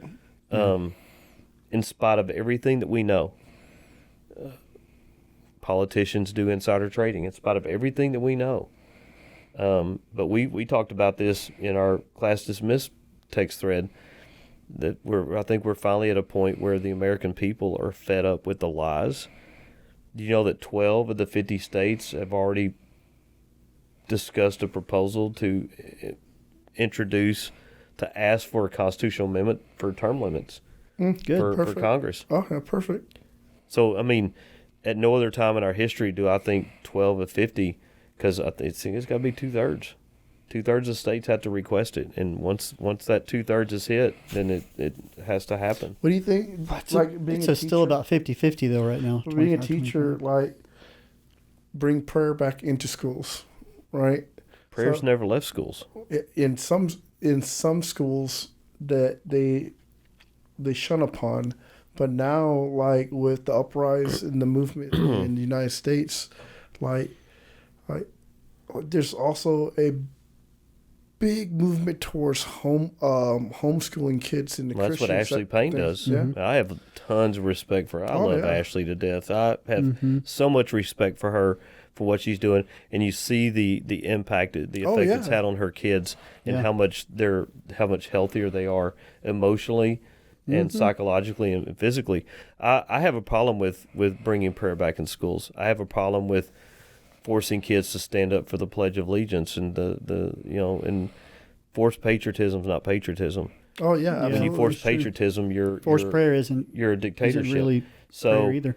whenever we have a moment of silence, but when you tell people you have to pray, you're forcing good. you're forcing Same side. Christianity upon people. Yeah. And I think that turns people off. I don't think it does turn people off. One of the things on Tuesday night is the organic prayer for others, right? Putting other people before us. We talked about that earlier, but it's also hearing how other people pray and realizing, hey, cool, this is where their heart is. But there's a lot of these micro groups. I'm not going to say denominations, but a lot of their prayer life is just rehearsed, like the same prayer. Well, it's about bringing attention to themselves. Same thing, the same way that mom prayed for every meal for all your life. That's not a relationship. That's caller ID. Well, and how often do we read in the Bible about the Pharisees are out in public being very demonstrative about their quote unquote watch what I pray for. Watch things like that, and and again, if we go to Scripture, we go to the Bible. It's like Pastor Jody says, read the Bible and do what it says. Sean said it the other day. If we go to the Bible, how many times do we see Jesus forcing people to do what he says? None. Here's what he did. He spoke and told stories that people could understand. It caused you to think. Because look at the parable of the rich man. What do I have to do to get in the kingdom of heaven? Sell all your possessions and follow me. And he couldn't do it because he had enormous wealth. Look at Nicodemus. Could you imagine? There's a dialogue after the apostles when he was like, okay, what do you mean? Like, there's a space after the parable with the rich man, right? It's like, all right, cool. Is that what we got to do? And he continues on, and it's like, only through me can you enter the gates. So even if we threw away all our money, right, and did all these great things, but didn't have a relationship with Christ, it'll be unvoid. Well, and it's. I just have a problem with, like the placing of the Ten Commandments in schools. Why? Why do we have politicians? Why is Dan Patrick, Lieutenant Dan over there, carpetbagger, why is Dan Patrick so adamant about wanting the Ten Commandments in schools? 2, why is he trying to ban THC and all this other stuff? Dude, get out of your way. Get out of your own way. You don't speak. You definitely don't speak for me. You don't speak for most Texans. You're speaking for the people that are putting money in your pocket, and the religious right isn't right. Absolutely. Does does God want the Ten Commandments in schools? He wants people to follow him. How's it free will if it's forced upon them? Yeah, exactly. It's like forced patriotism. That's not patriotism. It's the same thing as... That's dictatorship. Because how many times have you watched videos, newsreels of people saluting Hitler? And the military, because guess what happened if you're in the military and you didn't salute? You didn't the Heil. Yeah. That's not going to work out for you. Yeah. Look at Stalin. Look at the dictators around the world and how they forced people to be patriots, to force nationalism. Nationalism is a good thing, and it's a scary thing. Because nationalism in the wrong hands is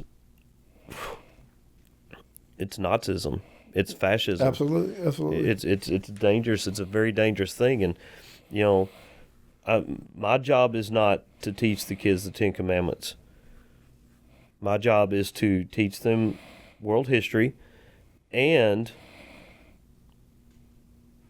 the hope is that by the way I carry myself and the way I live my life, be an example of what Christ can do in you and through you. Absolutely. Without me having, I don't have to tell people, it's real simple conversation. Coach, have you heard this song? I listen to worship music. Give them something that calls it that pause. Well, I listen to worship music too. Hey, there's another alternative. There's another way. Yeah, it opens up conversations. What's your favorite worship song? Well, let me turn you on to the Tylers. Let me share "Oh My Soul" with you, or his when he sings "Just Because." Oh man, that song will get you in the gut.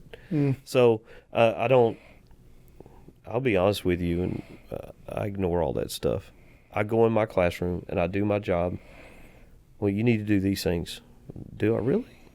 Is that what's best for kids? Or is that that'll be tough.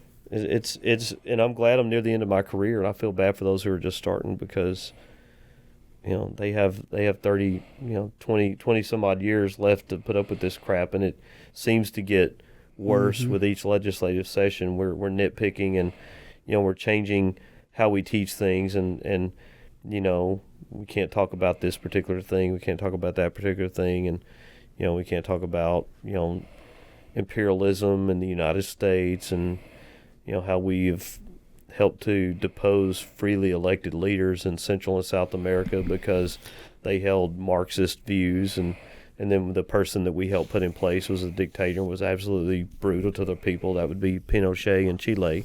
We're going to have to either wrap this up, or I'm going to have to get my mic to somebody else, because if you get me started on this stuff, we're going another 3 hours. Oh, yeah. I'll break out volume 1 and volume 2 over here. And we'll just go through the index and pick out a topic of corruption you want to talk about in the world. We could go back to the oil thing in Panama, too. Right? So, it's actually really good. Who are you talking about again? Who, me? Pinochet in Chile. Don't get me started. They had a Pinochet, the guy that he deposed was freely elected.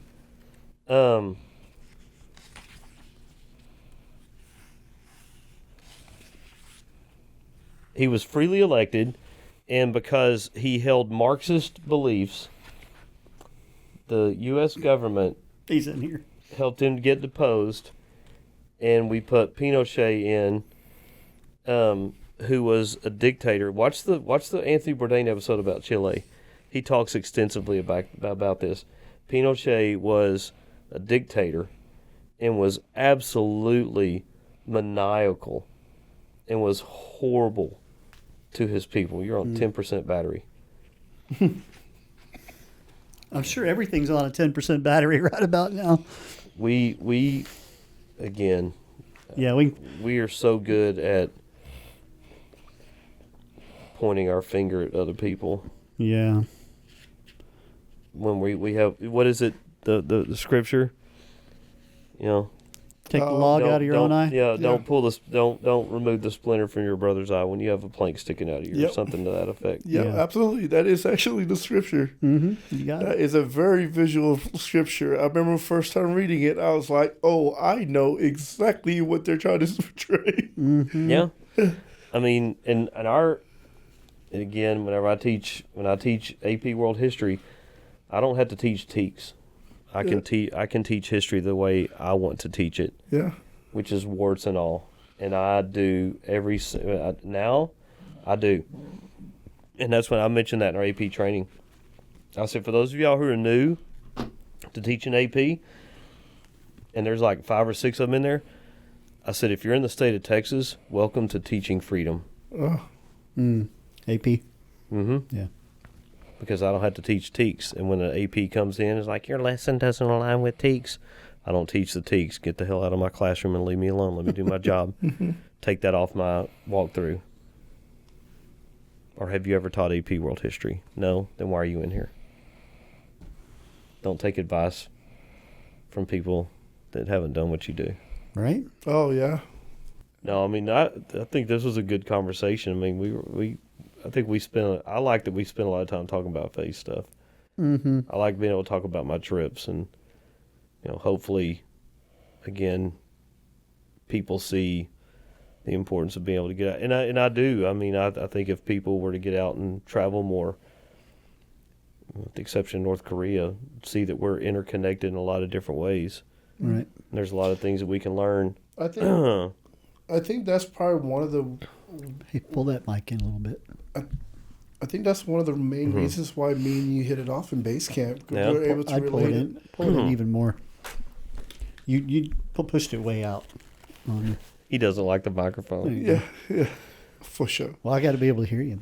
Well, other than you being a Texans fan, Well, yeah, and then like that was a struggle early on. yeah, and the soccer coach and everything. But like we're able to talk about international experiences and traveling and just having another perspective of like, hey, cool. What you see in front of us is not how things have to be. Mm-hmm. And you have to get outside that circle, get outside that comfort. Even if it's personal growth or seeing the world, you could appreciate little Buda or Kyle if you just step out Yeah. of Texas. Well, and I'll say this, when I go to base camp now, I tend to take on the role that you had taken on there at the end. Oh, there's some Where great hands. where I just sit back and I don't say a whole lot. And if I feel the Holy Spirit move me to say something, I think the last time, maybe the time before my trip, I said Pastor Jody had said something and I kind of chimed in, and he's like, man, I could just listen to you talk about history all the time. Oh, absolutely. Because me I interjected some historical when we were talking about 2 Timothy and great. how Paul warned Timothy about the blacksmith. Mm-hmm. Like he mentioned his name and specifically mentioned his job title. And I was like, for those of y'all know, I said he mentions his job title because in those times, in that time period, blacksmiths were like the most important people in the society. Oh yeah. They made all the tools, the weapons, they repaired things. He was like a switchboard operator. So he had the ear of everybody. And Jody tells me after he goes, man, I really like that. It is. He goes, that's a really neat perspective. And so what I do at base camp now is I don't interject nearly as much as I used to. I've let the newer guys kind of come in and question take over. everything else. And I'm not the sage, but I just kind of sit back and I kind of chime and add in. Like if Jason says something, I might piggyback off of him or something else. When we first started going to base camp, it was like we kind of like did this where we would literally just talk across the room from each other, right? Yeah. Just add on to it, and I think then we got to a little small groups. I think we're doing Better Man series where we got to know each other, and then like we ended up like, all right, cool. We got some new guys in there, and Jasons and the Ryans, and just like, man, it is always a full circle. The Marios and I go back and I'm like, oh man, that was like me asking those questions when I first came in, and I love it that it's when I get asked to go to base camp means I haven't been there enough. Yeah. Well, and I guess for me, one of the best ways to wrap this up is,